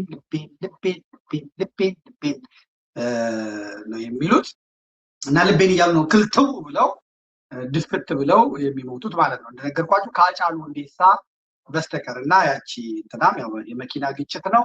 ሀብተ ሚካኤል ደምሴ መኪና ገጭተውት አጋጭተውት ነው የሚባለው። አለባቸው ተካም ያው የምታውቁት ነው፣ ገደል ገብቶ ነው የሚባለው። የሚገርመው ደግሞ አርቲስቶቹ በእድሜም ሆነ በኑሮ ከ185ቱ ጫትና ሲጃራ ሴትና አልኮል ካጨናበሳቸው ከነ ጀነራል ሳሞራ ይኑስ እና ከነ አቶ ስብሐት ነጋ የተሻለ ቁመት፣ የተሻለ ቁመና፣ የተሻለ አቋም ያላቸው ናቸው። በእድሜም ደግሞ ለጋናቸው። በኑሮም ቢሆን አይትረፈረፋቸው እንጂ ከሌላው ኢትዮጵያዊ በተሻለ በልተው ጠግበው የሚያድሩ ናቸው። ገቢያቸውም ደግሞ ከሌላ ኢትዮጵያ የተሻለ ነው። እናም የጫት ማስታወቂያዎቹ እንደገና በኤችአይቪ የሚታወቁ በቁማቸው ውልቅልቅ ያሉና ነፍሰ በላዎች በየሳምንቱ የኩላሊት ዲያሊሲስ እያደረጉ የጀፈጀፈ በሲጃራና በአረቄ ሰውነታቸው ካለቀው ከነ ስብሐት ነጋ ከሌሎችም ከመሳሰሉት ጨካኞች የማይወዳደሩት ወጣትና በአብዛኛው እንደምታዩቸው የሆኑ ውስጥ ሰዎች ክርስቲያኖች ከሆኑ ዘና እኛን ተቀምጠው እነዛ ሰዎች የምታያቸው ሰዎች ተቀምጠው እነሱን የሚፈጀው መቅሰፍት ከየት እንደመጣ የምታውቁ ከሆነ መልሱን ሹክ በሉን፣ አንተም የምታውቅ ከሆነ ብሎኛል። እኔ በአቋሚ አሁንም ያው የእግዚአብሔር ስራ ነው። እግዚአብሔር ስንሞት ምክንያት ይሰጠናል፣ በዛ ምክንያት ይሆናል ባይ ነኝ። እነዚህ ግን ተጠራጣሪ ሐኪሞች አይደለም ያሉ ነው። ጠይቄያቸዋለሁ። እሺ መቅሰፍት ከሆነስ ከዚህ መቅሰፍት መዳኛው ምን ይመስላችኋል ብያቸው፣ እነዚህ በጣም ተጠራጣሪ አይሰጥቅም፣ ገለባ ቢዘሩት አይበቅልም ይባላል። እኔም ነግሬያቸዋለሁ። እናንተ አትጸድቁም፣ መጠራጠራችሁ ትክክል አይደለም ብያቸዋለሁ። ግን መልስ ሰጥተውኝ ምንድን ነው የዚህ መቅሰፍት መዳኛው ብያቸው፣ አንደኛው መዳኛ በቶሎ እንዳልካቸው ዘነበ፣ እንደ ሸዋፈራው ደሳለኝ፣ እንደ ዘሪቱ ከበደ በጊዜ የብልጽግና ወንጌል አማኝ መሆን ትንሽ ሊያተርፍ ይችላል፣ ሊያድን ይችላል። እሱም ቢሆን ደግሞ እነ ኢዮብም ወደዛ ወደዚህ ለማለት ሞክረው አልተረፉም። እነ ኤልያስ መልካም ኢትዮጵያዊነታቸው ስለሚጎላባቸው ብዙ አያድንም፣ ጴንጤ ብትሆን አያድንም ነው የሚሉት። የተያዘው የኤሊት ጄኖሳይድ ነው፣ የምሁራን የልሂቃን የጠቢባን ጄኖሳይድ ነው የተያዘው። አማራ እንደ ነገድ፣ ኦርቶዶክስ እንደ ሃይማኖት በየትኛውም ዘርፍ ያለን አካል ማስወገድ ነው የሚፈለገው፣ ማጽዳት ነው የሚፈለገው ነው የሚሉት። አንድ ሁለት ብለህ ቁጥር እያጸዱ ያሉት ከዚህ ዙሪያ አይወጡም። የአማራና የኦርቶዶክስ የበላይነት የመጣው በጥበቡ ዘርፍ ጭምር ነው በማለት በጣም እየሰሩበት ነው። ይህንን እንግዲህ አቀጭጨ አጥፍተ ያኛውን ለማሳደግ ነው መከራ እየበሉ ያሉት ነው የሚሉት። ነገር ግን ከንቱ ድካም ነው። አማራነትም ኦርቶዶክስነትም ኢትዮጵያዊነትም አይሰበሩም፣ አይጠፉም፣ አይወድሙም ነው የሚሉት። መፍትሄው ምንድን ነው ስላቸው እነዚህ ሐኪሞች የሚነግሩ ነገር አለ። አንደኛ መፍትሄው አጥብቆ መጸለይ ነው፣ አለመዝረክረክ። ሁለተኛው አለመዝረክረክ፣ በምግብ በውሃ በሻይና በቡና ስርዓት ላይ እጅግ ጠንቃቃ መሆን ያስፈልጋል። እኛ ራሳችንን የተወሰነ እንጠብቃለን፣ ከዛ እግዚአብሔር ደግሞ እኛን ይጠብቀናል። ሁሉንም አለማመን ነው። በተለይ ጠቅላይ ሚኒስትሩ ከጠራ ካቀፈ ካወደሰ አምልጥ፣ ሩጥ፣ ገዳም ግባ፣ ሱባኤ ግባ፣ ሂድ አልቅስ፣ ማረኝ በለው። ምክንያቱም መልአከ ሞት ነው። እሱ ያቀፋቸው በሙሉ ሞቷል። እሱ ያሻሻቸው በሙሉ ሞቷል። በእምነት ከሚመስሉት በግብር ከሚመስሉት በስተቀር በሙሉ ሞተዋል ነው የሚሉት። መልአከ ሞት ነውና የነካው ያቀፈው ሁሉ በቁርቡ ሟች ነውና ሊጠነቀቅ ይገባል ነው የሚሉት። ፈለቀ አበበ የማር ውሃ ታውቁታላችሁ። ለኔ ደግሞ አብሮ አደጌ ነው፣ ወንድሜ ነው፣ ጓደኛዬ ነው።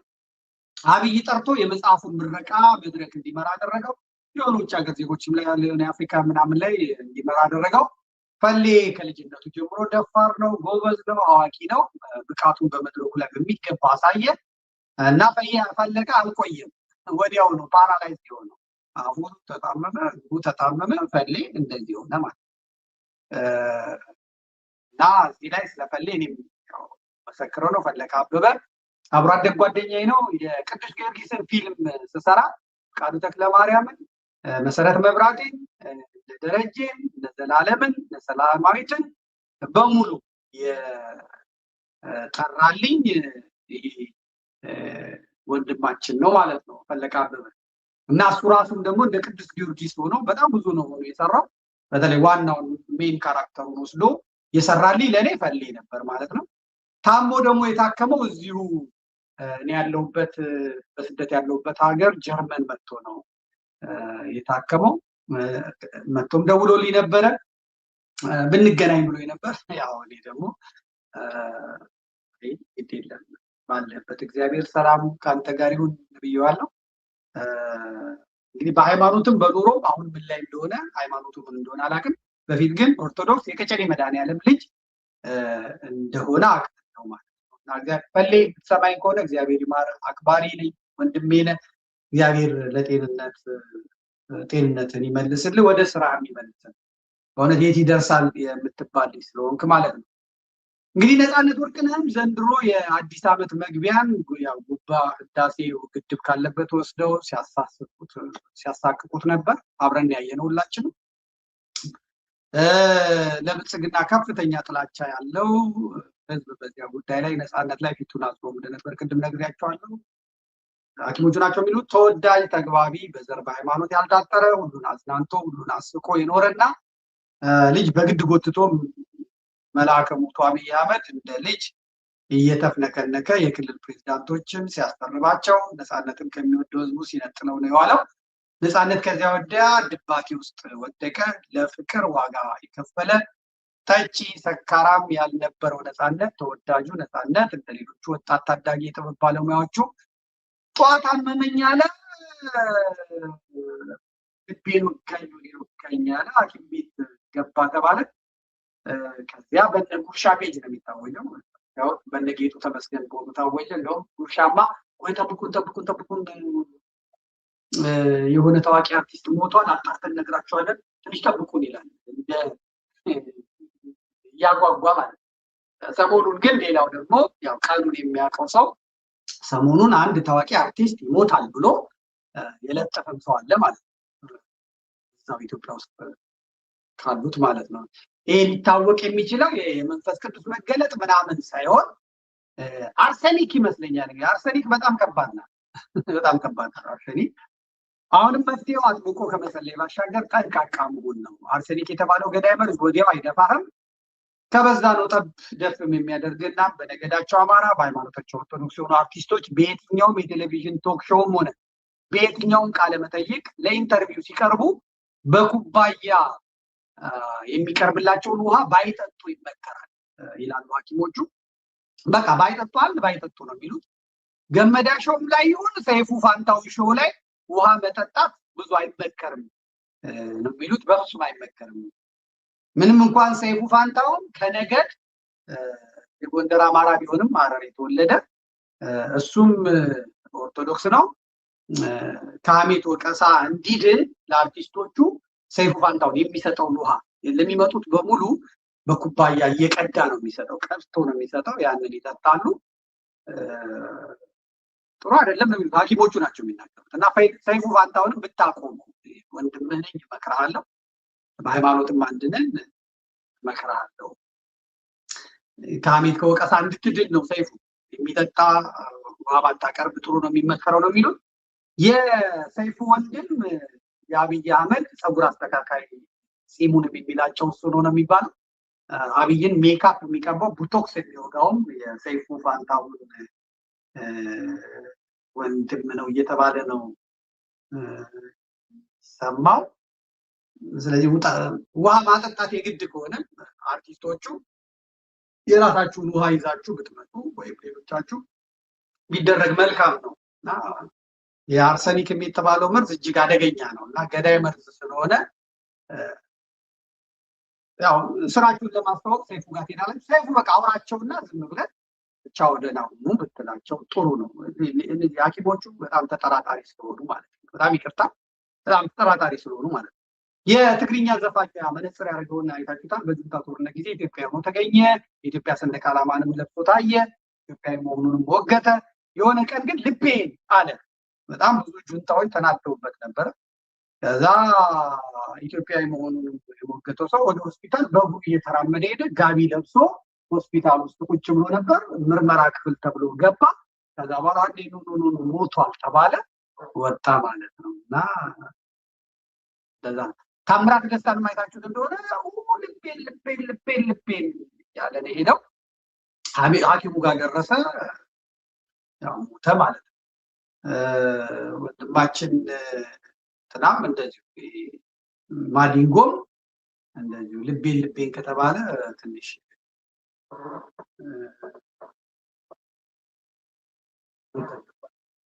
እንግዲህ ሀብተ ሚካኤል ደምሴ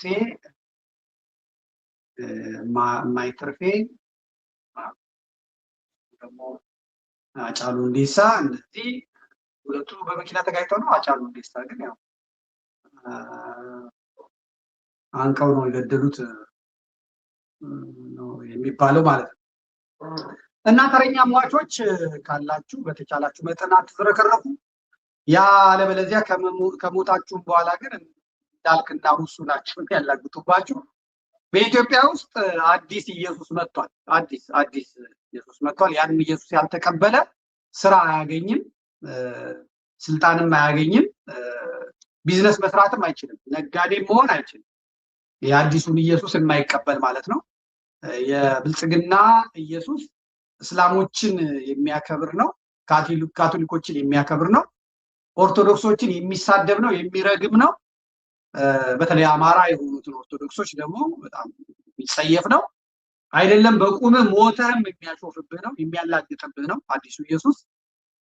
ለመዳን ለመትረፍ ያው ቅድም እንዳልኳችሁ ለሆድ የሚበላ እየሰጡ ይህን ክፉ ዘመን ለመሻገር ይህን አዲሱ ኢየሱስ መቀበል እንደ አማራጭ ብዙዎቻቸው ይዘውታል፣ አይተውታል። ሌላ አማራጭ የለም። ስለዚህ ወንጀል ሰርታችሁ በጌታ ነው ከተባለ አለቀ። ለመትረፍ እንደ አዲስ ፈንጣጩ ጀማሪ ጴንጤ እንዳልካቸው ዘነበና እንደ ሸዋፈራው ደሳለኝ ኦርቶዶክስን እዛ ገብታችሁ ካልተሰደባችሁ በቀር ደግሞ ሞቱ አይቀርላችሁ። ከገባችሁም በኋላ በስብከታችሁ በምናችሁ በጽሁፋችሁ ሁሉ መሳደብ መቻል አለባችሁ ለመትረፍ። አሁን ቸግሯችሁ የገባችሁ ኦርቶዶክሳውያን ጴንጤዎች ነው የምነግራችሁ። ቸግሯችሁ ወደ አዲሱ ኢየሱስ ወደነ አብይ አህመድ አሁን ወደነ እዩ ጩፋ ወደነ እንትና ስትሄዱ አማራንና ኦርቶዶክስን ሰሜኑን የሚጠላ ስለሆነ ኢየሱሳቸው እዛ ሄዳችሁም ዝም ብላችሁ አትተርፉም። ከስራ ላትባረሩ ትችላላችሁ፣ ግን መሳደብ መቻል አለባችሁ። ኦርቶዶክስን መሳደብ፣ ታቦቱን መሳደብ፣ መላእክት ቅዱሳን መላእክትን መሳደብ፣ የጌታን እናት እመቤታችንን መሳደብ፣ ማነወር፣ ካህናቱን መሳደብ፣ እንደዚህ መሳደብ መቻል አለባችሁ። ትንሽ እንደዛ ካረጋችሁ እድሜያችሁ ገፋ ይላል፣ እድገትም ልታገኙ ትችላላችሁ። መመልከት ነው። አሁን እነ እዩ ጩፋ እነ ዮናታን እነ ትዝታው እነማ ጋርድ የተመደበላቸው ያንን መስፈርት ስላሟሉ። አንዳንዶቻችሁ ሄዳችሁ ይሄ እንዴት አድርጌ እናት ቤተክርስቲያን ምናምን ካላችሁ እንጀራ ገመዳችሁ ይበጠሳል፣ ከስራ ትባረራላችሁ። ይህን ክፉ ቀንም ማለፍ አትችሉ። እኔ የወንድምነት ምክር ነው በእውነት የምመክራችሁ ማለት ነው። የኔ ምክር ደግሞ የምትሰሙ ከሆነ በጣም ተጠቀማላችሁ ማለት ነው። እንግዲህ ከአብይ በላይ ኮሜዲም በቲያትርም በድራማም የተገኘ ትግሬም ወያኔ የሆነ ግምቂም የተያዘባችሁ አርቲስቶች ተራችሁ ሲደርስ ልቤን ትላላችሁ፣ ከዚያ ሞታችሁ ይታወጃል። በተለይ በጁንታው ጦርነት ወቅት ነሽጧችሁ። በጁንታው ጦርነቱ የእውነት መስሏችሁ አብይና ጌታቸው ረዳ የተጣሉ መስሏችሁ ነሽጧችሁ ሀገር ተጫውታችሁ አርቲስቶች ምኖች ኮሜዲያኖች በጁንታው ላይ ያሾፋችሁ ሰዎች ናርሲቲክስ ነው አላኝ። ከባድ ነው እና ውጭ አትብሉ ለማለት ነው። እና እነሱ ታርቀዋል። ከዛ ትለቀማለህ፣ ወጋኝ ትላለህ፣ ትሄዳለህ፣ ደብ ነው። ወጋኝ ትላለህ፣ ትሄዳለህ፣ ደብ ነው። ከባድ እንግዲህ ሐኪሞቹ ናቸው የሚሉት ሆነ። ስለዚህ ሙያ ምንም የማውቀው ነገር የለም። ግን እኔ የኔ ጓደኛ ሐኪሞች በጣም ተጠራጣሪ ናቸው። እኔ የሚጸድቁም አይመስለኝም። አይጸድቁም ማለት ተጠራጣሪዎች ናቸው። በእውነት አይጸድቁም። እኔ ነግሬያቸው በእናንተ ፊት ነግራቸዋለሁ፣ ለራሳቸውም ነግሬያቸዋለሁ። ምንድን ነው እንደዚህ አይነት ነገር ብዬ ነግሬያቸዋለሁ። ግን ያው ለሁላችሁም እንድታነቡት እንድትሰሙት ነው የምነግራችሁ። እና ቂቤት ያባጫችሁ ተራችሁ ሲደርስ ልቤን ትላላችሁ፣ ከዚያ ሞታችሁ ይታወጃል። በተለይ በጁንታው ጦርነት ወቅት ነሽጧችሁ ወያኔ ላይ ቢባ ከራዩ ስትሉ የነበራችሁ በሙሉ ጥንቃቄ ግበሩ። ወላ ኮሜዲያን ወላ ኮሜዲ ነው፣ ተጠንቀቁ፣ ቤታችሁ ብሉ ተብላችኋል ማለት። ወይም ደግሞ እንደ ሀና ዮሐንስ ንቁት ወደ ካናዳ ወደ ካናዳ፣ ወደ አሜሪካ፣ ወደ ኡጋንዳ መንካት ነው እና ትንሽ ከባድ ነው። ይሄ ደግሞ በሀገር አቀፍ ደረጃ ነው የሚሉት እንደዚህ ሐኪሞቹ በጣም ገርሙ ናቸው። በሰሜን ሸዋ ውስጥ የመጀመሪያ ደረጃ ትምህርት ቤቶች ገብተው የሚማሩ ልጆች ከመታጣታቸው የተነሳ ትምህርት ቤቶቹ ተዘግተዋል አንዳንዶቹ የሚባል ሰምቻለሁ። ምክንያቱም ወደ ሁለተኛ ክፍል ያለ አራተኛ ምናምን ብሎ የሚተካ የለም። ምክንያቱም በሙሉ በርቤ ተጠቅጥቆ አንክነውት እነ ዶክተር ቴዎድሮስ አዳኑ ወይ ግዱ ወይ ግሩ እና የትምህርት ቤቶች ተዘግተዋል ሲባል ይሰማል። እንግዲህ እነዚህ ትምህርት ቤቶች የተዘጉት በፋኖ ጦርነት ምክንያት አይደለም።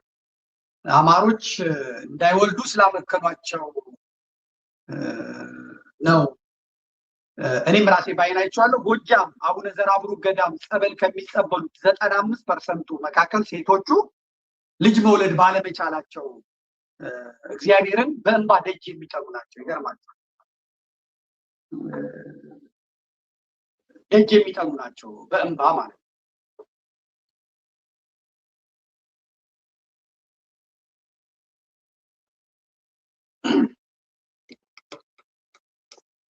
ሄዳችሁ ማየት ትችላላችሁ። እንግዲህ በወያኔ ጊዜ የጎጃምን አይደለም ሴቱን የወንዱን ዘር የዘር ከረጢቱን ነው የዘጉት፣ ቆርጦ የጣሉት በጎጃም ማለት ነው። እኔ በቴሌቪዥን አስታውሳለሁ የጎጃም ገበሬዎች ሲሸለሙ ማለት ነው። ባልየው ዘሩን አስቆርጦ ዘሩን አስቋጥሮ የወንድ አምክኖ ዘሩን ከዛ ይሸለማል። ጀግና ታታሪ መጥኖ በመውለዱ እየተባለ ማለት ነው።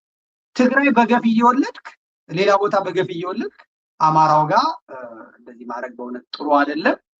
እንቆርጤታል። በተለይ በቴዎድሮስ አዳነው ጊዜ አማራ በወባና በኤችአይቪ እንዴት እንዳለቀ መለስ ብሎ ማየት በቂ ነው። የመጣ ክትባት ሁሉ የሚሞከረው አማራ ክልል ነው የሚሞከረው፣ በአማራ ላይ ነው። የአማራ የፖለቲካ መሪዎች ጤና ዘርፉን የተቆጣጠሩት በሙሉ በነገድ አማሮች አይደሉም። ፖሊስ፣ ሚሊሻው፣ የአማራን ታዳጊ ህጻናቶች ትምህርት ቤት በሰልፍ አሰልፎ ነው መርፌ የሚጠቀጥቃቸው። እንደ አማራ የአይጥ ቤተ ሙከራ እንደዛ አይነት የሚሆን የለም። እንደ አይጥ ተቆጥሮ የሚሞከርበት ማለት ነው። ከምር አማራ በእውነት ያሳዝናል። ሌላው ጋር ብዙ ግዳጅ የለም። አማራ ግን ፖሊሱ ዱላውን ይዞ ነው የሚመጣው። አስተማሪዎቹ ዱላ ይዞ ነው የሚጠብቁት። ሴቶች ተሰለፉ ይባላሉ። መከተብ አንፈልግም ምናምን መባል የለም። ይጠቀጥቃል። አለቀ። አማራ ክብር ህግ ይከበራል። ህግ በዱላ ያስከብራሉ ማለት ነው። መናገር ትችላላችሁ ሁላችሁም። በአማራ ክልል የሚገኙ አብዛኛዎቹ የመንግስት ሰራተኞች ልጅ መውለድ ይፈልጋሉ። አሁን ስራ አላቸው፣ ድርጅት ውስጥ ነው የሚሰሩት። ልጅ መውለድ ይፈልጋሉ። ነገር ግን አስቀድመው ስላመከኗቸው አሁን ከየት ልጅ ያምጡ? አብዛኛዎቹ ልጅ የላቸው። መውለድ ይፈልጋሉ፣ ይሳላሉ፣ ያለቅሳሉ። ሀብት አላቸው፣ ገንዘብ አላቸው። ነገር ግን ከየት ይመጣል? አስቀድሞ በመርፌ ማህፀኑ በግኖ ከየት መጥቶ ልጅ ያፍራል? አይደለም በኦርቶዶክስ ቤት፣ በጴንጤ ቤት አብዛኛው የአማራ ሴት የሚመሰመሰው ልጅ ለመውለድ። አይታችሁ እንደሆነ አብዛኛው የፓስተሮቹ ጉባኤ የሚያደምቁት የአማራ ሴቶች ናቸው። ሜካቸውን ተቀምጥተው ሜካፓቸውን ተቀምጥተው ፀጉራቸውን እንትን አድርገው አንገታቸው ላይ አድርገው የሚሄዱት የአማራ ሰዎች ናቸው። የሚሄዱት ደግሞ ልጅ ለመውለድ ነው። ልጅ መውለድ ስላልቻሉ ፓስተሮቹም ይሄን ስለሚያውቁ ነው በየስብከቶቻቸው ላይ እግዚአብሔር እንዲህ ይለኛል ይላል። ፓስተሩ ይነሳል። እግዚአብሔር እንደዚህ ይለኛል፣ የተዘጋው ማፀንሽን ከፈትኩት። አሜን ነው። አሜን ከፈትኩት። ከዛ ሴቶች የአማራ አሜን አሜን ድግምት ደብተራ ትብታብ እንዳትወልጂ የተዘራብሽን መተት ዛሬ በኢየሱስም ጣልኩት። ከሸፈ ዝንጥ ብለው እዛ በጉባኤው ላይ ያሉት ሴት አሜን አሜን የሚንጠራሩም አሉ። አሜን ምናምን ይላሉ። እነ መስፍኔ ደግሞ ስለሚያውቁ ይሄንን ስለሚያውቁ ዛሬ ይህንን የኔን ስብከት በቴሌቪዥን የምትከታተሉ ሴቶች አረገዛችሁ። አሜን ነው። አሜን ቤት ያሉትም ሰዎች አሜን አሜን ኢየሱስ ሆይ አሜን። ባልየው ተኝተው እሱ አሜን ይላል። ሲወልዱ አላየሁም። እንግዲህ ሊወልዱ ይችላሉ አላውቅም። ግን በመርፌ የበገነ እንትን በአጭበርባሪ ፓስተር ነው እግዚአብሔር ልጅ ይሰጣል። በኢየሱስም ዛሬ ፈራፈ ማጠንሽ የዘጋው ኪኒን ነው፣ የዘጋው መርፌ የዘጋው ሲስተም ነው የዘጋው። እዚህ ፓስተሩ ቤት ገንዘብሽን ነው ከሰቅሽው እንጂ ስለ እውነት ደግሞ በቀደም የሰማሁት አለ፣ ያሳፍራል። የሰማሁት ነው። እኛው ቤት አካባቢ ነው አሉ፣ ደብረ ዘይት አካባቢ ሰው ነው አሉ። የማህፀን ስፔሻሊስት ናቸው አሉ። ደግሞ የኛ ቤት ቡድን ናቸው እና ሴቶቹ ይሄዳሉ። አንደኛው ነው የሪል ስቴት ባለቤት ነው የዚህ ጉዳይ አጃ አካባቢ። አንደኛው ለማ ይባላል፣ አንደኛው ምናምን እዚህ ይሄዳሉ አሉ ሴቶቹ። ከዛ የማህፀን ስፔሻሊስት ናቸው። ልጅ መውለድ ያልቻሉ ሰዎች እና ሰውየው ይቀመጣሉ። ከዛ በኋላ እንትን ይላሉ፣ ይሞክራሉ አሉ። መድኃኒዓለም ያለ እና ያው ይሞክራሉ፣ ይከፈታል ይላሉ። እንዴት እንደሚከፈት አላውቅም። እና አንዷን ጠይቂያት ነበር፣ እንዴት እንደዚህ ይሆናል ምናምን ብያት ነበረ። ከቤተሰብ ነው የሚሄደው ብላኛለች። አይ ወደ ውስጥ እኮ አይገባም እንዲሁ ይቅር ይበለኝ። እና በእንደዚህ አይነት ሁኔታም አይከፈትም።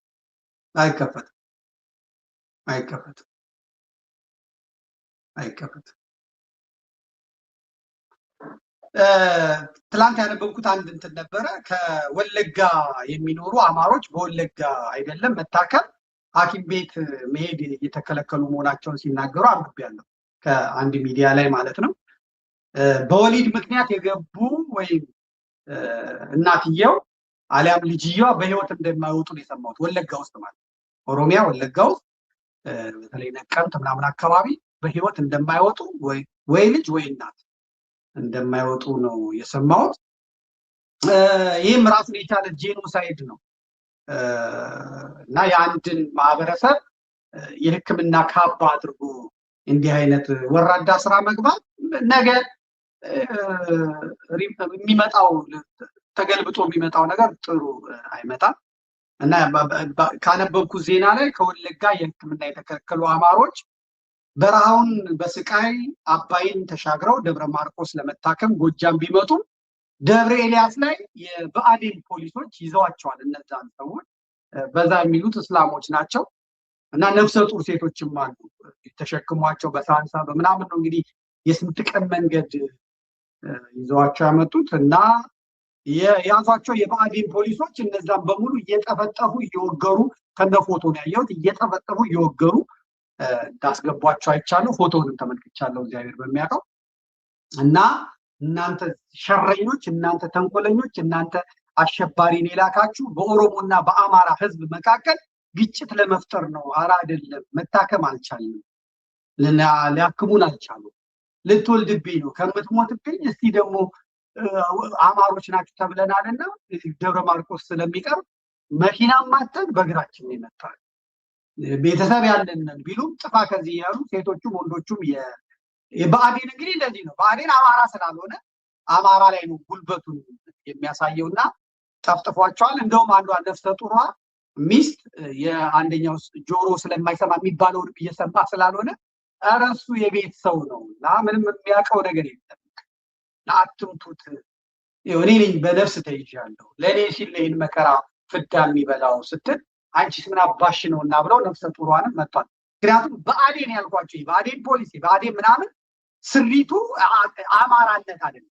ተቀርጾ የመጣው በአማራ ጥላቻ ያበደ፣ በአማራ ኦርቶዶክስ ጥላቻ ያበደ፣ በአገው ኦርቶዶክስ ጥላቻ ያበደ ስለሆነ ለዚህ ነው በአማራ ክልል የምታዩት ነገር የመጣው ማለት ነው እና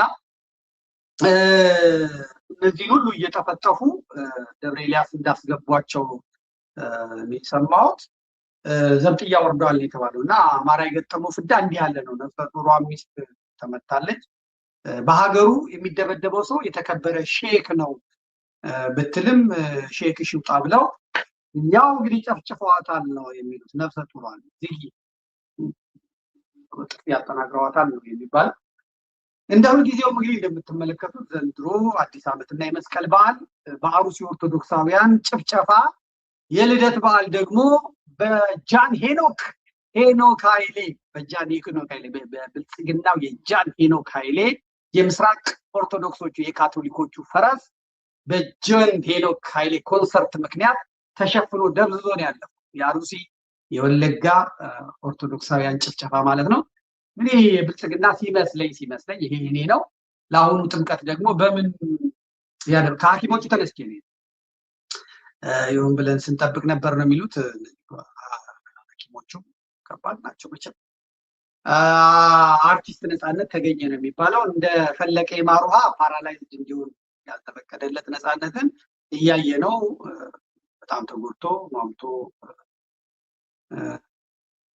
እንደ ሁሉም አርቲስቶች ወጋኝ ልቤ ወጋኝ አለ። ሆስፒታል ተወሰደ፣ ሞተ ተባለ። እንግዲህ ለዘንድሮ ባለ ጥምቀት ማደብዘዣ ሲፈለግ ከነፃነት በላይ ተመራጭ አልተገኘም። ልብ በሉ፣ ልጁ ተናዟል። የተናዘዘው ከሞት አያቴ መቃብር አጠገብ አለልቱ ጊዮርጊስ ወስዳችሁ ቅበሩ ይላል። እንግዲህ በሀገራችን ደግሞ በየትኛውም ዓለም ቢሆን ኑዛዜ ክቡር ነው። ጀርመንም አሜሪካ ምንም ኑዛዜ ክቡር ነው። በማንም አይሻርም፣ በማንም አይቀለበስም። አንድ ሰው ንጉስ ሆኖ ሲሞት በሰሌን ቅበሩኝ ካለ ሀብት አለው ወርቅ አለው እና በሰሌን በእንትን እሱ ስላለማ ተብሎ በሳጥን አይቀበልም። በሰሌን ያለው ጠቅልለ በሰሌን በአቡጀዴ አድርገህ ትቀብለዋለህ። ኑዛዜ ከባድ፣ ኑዛዜ ትልቅ ነገር። አንዳንድ ሰዎች ደግሞ ዋልድባ መቀበር እፈልጋለሁ ይላሉ። ተሸክመህ ትሄዳለህ። በቃ ያን ማክበር የሚፈልጉ ሰዎች ለምነው ይሄዳሉ። አንዳንድ ሰዎች ደብረ ሊባኖስ ቅበሩኝ ይላሉ። የጻድቅ ወዳጆች ደብረ ሊባኖስ ሄዶ ይቀበራል። ሟች ያለው ይፈጸምለታል ማለት ነው። አሁን ይሄ ጴንጤን የሚያናድዳል፣ እስላምን የሚያናድዳል። ስለ ኦርቶዶክሳውያን ነው፣ ስለ ኦርቶዶክሳውያን ነው። በኑዛዜ መሰረት የተቀበሩ አሉ ከእስልምና። አሁን ሀጂ ሙፍቲ ምን አሉ? እኔ ቤቴ ቅበሩኝ አሉ። አለቀ። ከዛ ውሃዩ ተሰብስበው አይቻልም እንደ ማንኛውም ሰው እስላም መቃብር ነው የሚቀበረው አሉ። ከዛ አይቻልም አሉ። የሀጂ ሙፍቲ ሰዎች አንደኛ አማራ ናቸው፣ ሁለተኛ ነገር ደግሞ አስከሬናቸውን አውጥተው ሊያዋርዱ፣ ሊያቃጥሉ፣ ሊዘብቱበት ስለሚችሉ በቤተሰባቸው ግቢ ውስጥ ነው መቀበር ያለበት አሉ። ስለዚህ መንግስትም ሁኔታውን ስለፈራ የጽንፈኛው ቡድን አስከሬናቸውን አውጥቶ በተለይ የኦሮሞ ጽንፈኛ እስላሞች ሊያሾፉበት ስለሚችሉ ወይም ደግሞ ሌሎች ተንኮለኞች በኦሮሞ ስም ያንን አድርገው በኦሮሞና በአማራ መካከል ጸብ ሊፈጥሩ ስለሚችሉ አይቻልም ብሎ መንግስትም ኑዛዜያቸውን አክብሮላቸው ደመቀ መኮንን ራሱ ያው እስላም ነው ሄዶ ጂናዛቸው ላይ ጸሎት አድርጎ ሄደው ማለት ነው። እንግዲህ ነፃነት ግን ይሄንን በፍጹም አለ እና አብይ አህመድ እነ ዳንኤል ክብረት አይቻልም። እሱ አያቴ ጋር ቅበሩኝ፣ በቃ እናቴን አባቴን ማለት እኔ አያቴ ጎን ቅበሩኝ፣ እዚህ ጋር ቅበሩኝ ብሎ ቤተክርስቲያኑ የሚታደስበትን ልማት የሚሆንበትን ምን የሚሆንበትን ነገር በሙሉ ተናዞ ነው ነፃነት ሞተው አለቱ ቅዱስ ጊዮርጊስ የሰማዕቱ ቤተክርስቲያን ማለት ነው። እና አብይ አህመድ ግን ጨዋታውን የሚፈልጉት ለሌላ ጉዳይ ስለሆነ ቀብሩንም ወደ እሑድ አመጡት፣ ወደ ዛሬ ማለት ነው። የከተራው በዓል ላይ አመጡት። በዋናነት የተፈለገው ለበዓለ ጥምቀት ማደምዘያ ስለሆነ፣ ለፖለቲካ ማስተንፈሻ ስለሆነ ገዳዩ ብልጽግና ዓርብ ጥር 8 የሞተውን ልጅ እሑድ በከተራ ዕለት ብሔራዊ በዓል ተዘጋጅቶ እዚሁ 4 ኪሎ ቅድስት ሥላሴ ካልተከበረ ሞቼ ይገኛለሁ አለ። ሞቼ ይገኛለሁ አለ። እንደ ምክንያት ያው ባለቤቱ አሜሪካ ናት ያለችው፣ ከዛ እስክትመጣ ምናምን ብሎ ነው ያሉት። እና በጉልበቱ የልጁን የነፃነትን ኑዛዜ ሽሮ መቀበር በማይፈልግበት ስፍራ በመንበረ ጸባዖት ቅድስት ሥላሴ ቀብረውታል ማለት ነው። ይሄንን የተቃወመ ጳጳስ የለም። ጳጳሱም መንግስቱን ኮርኮሞ የሚገዛው እና አይቻ ይሄ እኮ በባህላችን በሃይማኖታችን የልጁ ኑዛዜ ይከበር አላለም። ሼኮቹ በእኛም እኮ እንደዚህ ያለ አላሉም። ፓስተሮቹ ብዙ ጉዳያቸው አይደለም። እንደውም ኢየሱስን ሳይቀበል የእነሱን ኢየሱስ ሳይቀበል ስለሞተ ያው ያሾፉ ማለት ነው። እና በመጨረሻም እኔ ነፂ እግዚአብሔር ነፍስህን ይማር፣ አንተ በዚች ምድር ላይ ትኖር ዘንድ በተሰጠ እድሜ ከእድሜ በላይ በሙያ የሚጠበቅን ሁሉ ሰርተሃል። ሰውን አዝናንተህ ዘር፣ ቀለም፣ ሃይማኖት ሳትለይ ያዘነውን የተከዘውን ሁሉ አስቀህ ሐዘን ጭንቀቱን ሁሉ አስረስተሃል። እኔም የፍሬሽማንን ስራህን ተመልክቼ በሳቅ መሞቼን ተናግሬያለሁ። ነገ ሁላችንም ሟቾች ነን። ጉዞ ተራ በተራ ነው። ማንም ከሞት አይቀራትም። እንደ ሞት ሁሉን እኩል የሚያደርግ ፍትሐዊ ዳኛ በዚህ ምድር ላይ የለም። አብይ አህመድም ይሞታል፣ አዳነች አቤቤም ትሞታለች፣ ዳንኤል ክብረትም ይሞታል፣ ቀኑ ነው የማይታወቀው። እና አብዛኛው አስቀስላሴም ይሞታል፣ ይሞቱ መሰለኝ ይሞታሉ።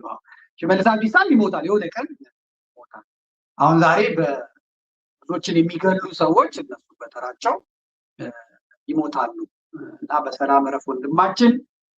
ዛሬ ላይ ባይቻል ነገ ግን ኑዛዜ ቃልህ ይሄ ቡልጉ ጭራቅ የብልጽግና መንግስት የብልግና መንግስት ሲገረሰስ በክብር ይፈጸማል ማለት ነው። አስከሬንህም ፈልሶ በኑዛዜው መሰረት አሌልቱ ቅዱስ ጊዮርጊስ አያት መቃብር ጎን ያርፋል። በዚህ ምክንያት የነፃነት ወርቅነህ ሃይማኖት የሆነው ደማቁ የጥምቀት ከተራ በዓልም በነፃነት ሞት ምክንያት አይሸፈንም፣ አይጋረድምም። ስለዚህ በሰላም ነፍስ ትረፍ ነው ያለው። እንግዲህ አይታችኋል 60,000 ሰው እንዲያየው ነው የተደረገው። ኢቢኤስማ ከዛ በኋላ ቀጠለበት። በቃ ልክ እንደ ፕሮግራም ቀጠለበት ጥምቀትን ላለማሳየት ጥምቀትን ለመሸፈን። ግን ጥምቀት በዓል ደግሞ በምታዩት መልኩ ተከብሯል። ሰንደቅ ዓላማችን ታይቷል። በነፃነት ሞት ሰንደቅ ዓላማዋ ተገልጣለች። እግዚአብሔር አምላካችን የወንድማችን ነፍስ ይማር። ሁላችሁም ጻፉ ነፍስ ይማር ብላችሁ ለነፃነት ነፍስ ይማር፣ ነፍስ ይማር ከአብርሃም ከይስሐቅ ከያዕቆብ ከደጋጎቹ አባቶች ጎን ያሳርፍ። የምትወደው መልአክ ቅዱስ ዑራኤል ዋስ ጠበቃ ይሁን ብላችሁ ጻፉ። ሁላችሁ ማለት ነው። ጻፉ። ነፍስ ይማር፣ ነፍስ ይማር፣ ነፍስ ይማር፣ ነፍስ ይማር፣ ነፍስ ይማር። ሌሎቻችሁ ግን ተጠንቀቁ። ነግራችሁ አርቲስት ነን የምትል አንተ ወደ ሸቆንበሬ ተስተካከል። አትዝለል፣ እንደ ፌንጣ ዛዚያ አትዝለል። ያገኘበት ቦታ አትርመድመድ። የተገኘበት ቦታ ሆድህን ዘርግፈህ አትብላ። የተገኘውን አንስተህ አትጠጣ፣ አትዝረቅ። በተቻለ ቤታችሁ ሁሉ፣ ካልተቻለም ደግሞ እንደሚሆን አድርጉት። ያው መቼም ዘመኑ ስለከፋ ነው ይሄንን ክራችሁ እንጂ እኔም አላምንበትም። እዚህ የሄድኩበት ቦታ በስመ አብ ወወልድ ወመንፈስ ቅዱስ አለ። ወይ ደግሞ አማቱ ክርስቲያን ከሆናችሁ በስመ ስላሴ ይለውጣል ሁሉ። ቅዱስ ጊዮርጊስ አላያችሁ? ቅዱስ ጊዮርጊስ አማትቦ መርዙን አክሽፏል። ወይ በስመ አብ አትሉ ምን አትሉ። በቤተክርስቲያን እንኳን ለመሳለም ሰው ምን ይለኛል ብላችሁ ፈርታችሁ ፈርታችሁ ያለ የሚቀርብላችሁን ነገር በስመ አብ ወወልድ ወመንፈስ ቅዱስ አሐዱ አሜን ያረክሳል፣ ያንን ያፈርሳል። እናንተ የቀረበላችሁ ምግብ ሲቀርብ ይይዛል። በዚህ ያን ቃል ይይዛል። ምግብም ሲቀርብ በስመ ስላሴ በስመ አብ ወወልድ ወመንፈስ ቅዱስ ማለት ቅዱስ ማዕዳችን ባርኩኝ። የምንበላውን ከስጋችን የምንጠጣውን ከደማችን አዋል። አቤቱ ጌታ ሆይ እዚህ ሰዓት የምንበላውን መብላት ያልቻሉ መጠጣት ያልቻሉ አቤቱ በቸርነት አመስግናችሁ ይህን ምግብ የሰጠ ይህን ማዕድ የሰጠ ስታመሰግን እዛ ውስጥ ያለው ኮተት፣ እዛ ውስጥ ያለው አጋንንት፣ እዛ ውስጥ ያለው ሴራ እዛ እየከሸፈ እየፈረሰ ይሄዳል ማለት ነው። ግን አሁን በአሁኑ ሰዓት ያለን ሰዎች ስንበላ መጥቷል አቅርቦ ቶሎ በይ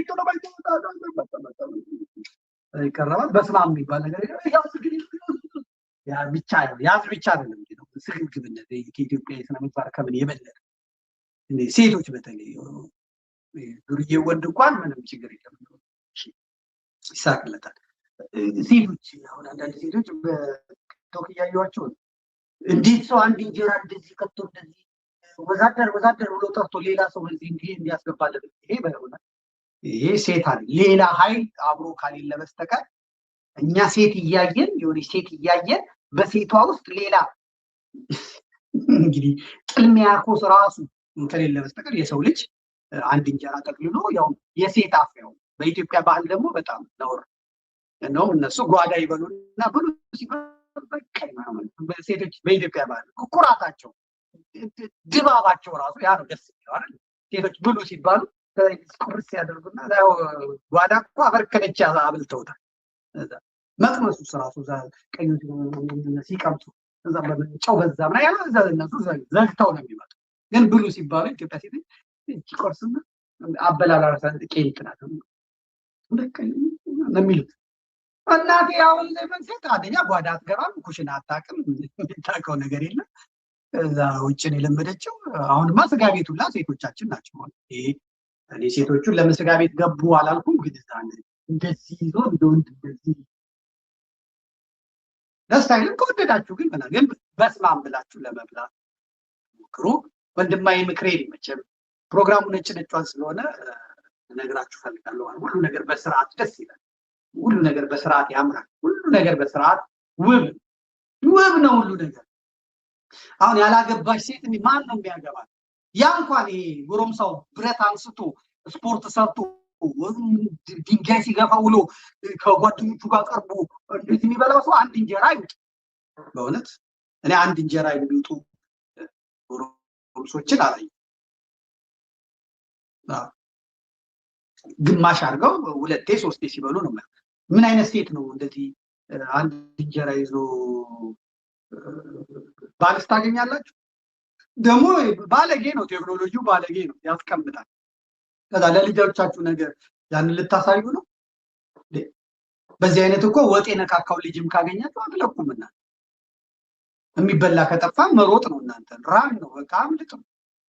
ሴቶች በጓዳ ብሉ እንደለመዳችሁት ከሰው ጋር ስትቀርቡ የተጎራረሳችሁ ብሉ። ያስጠላል። ግን የኛው እንደዚህ በወንድም አያምርም፣ ግን በሴት ደግሞ በጣም የሴቶች ሲጎርሱ አፋቸው ጠባብ። ባሎቻቸውን አባቶቻችን ሲያጎርሱ አላያችሁ? የጉርሻው ራሱ ባል ሲያጎርስ እንደዚህ ተብሎ ለጉርሻ ተመቻችቶ በቃ ተመቻችቶ ጣል ነው የሚደረገው። ከዛ እነሱ አፋቸው ውስጥ ነው ሴቶቹ እንደዚህ ነው ሲያኝኩ እንኳን አይታዩም። የድሮ ሴቶች ጭራቅ ይመስል አይደለም። ደግሞ በዚህ ሰደባችሁኝ ብላችሁ ቅር የሚላችሁ ካላችሁ ጉዳያችሁ ነው፣ የራሳችሁ ጉዳይ ነው። ግን ከምግባር ከሃይማኖት ከስርዓት አኳያ በጣም ይደብራል፣ በጣም ያስጠላል፣ በጣም ይቀፋል። በጣም ቋቅ ቋቅ ቋቅ ቋቅ ቋቅ ቋቅ ቋቅ። በገንዘባችሁ ነው የምታጠርጉት? አዎ። የሰራችሁትን ነው የምትበሉት? አዎ። ግን እኔ ለልጆቼ አላሳይም በእውነት ይሄንን ለልጆቼ፣ እነሱ በሌላ በኩል ሊያዩት ይችላል። ይሄን ግን ለሰው አናሳይም ማለት ነው። እግዚአብሔር ከሁላችን ጋር ይሁን።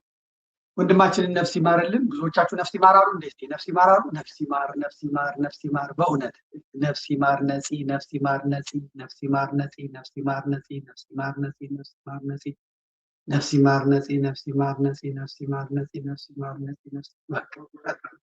እኔም የራሴን ኃላፊነቴን ተወጥቻለሁ። በአካል ባላቀው በእውነት እኔም የራሴን ኃላፊነት ተወጥቻለሁ ማለት ነው። ወዳጆቹ፣ ጓደኞቹ፣ ቤተሰቦቹ፣ ልጆቹ እግዚአብሔር ያጽናችሁ፣ የሀዘን ዳርቻ ያድርግላችሁ። ይቀጥላል ህይወት። እናንተም የአባታችሁን የመወደድ በሁሉ የመፈቀርን ይዛችሁ ትቀጥሉ ዘንድ እግዚአብሔር ይርዳችሁ እላለሁ።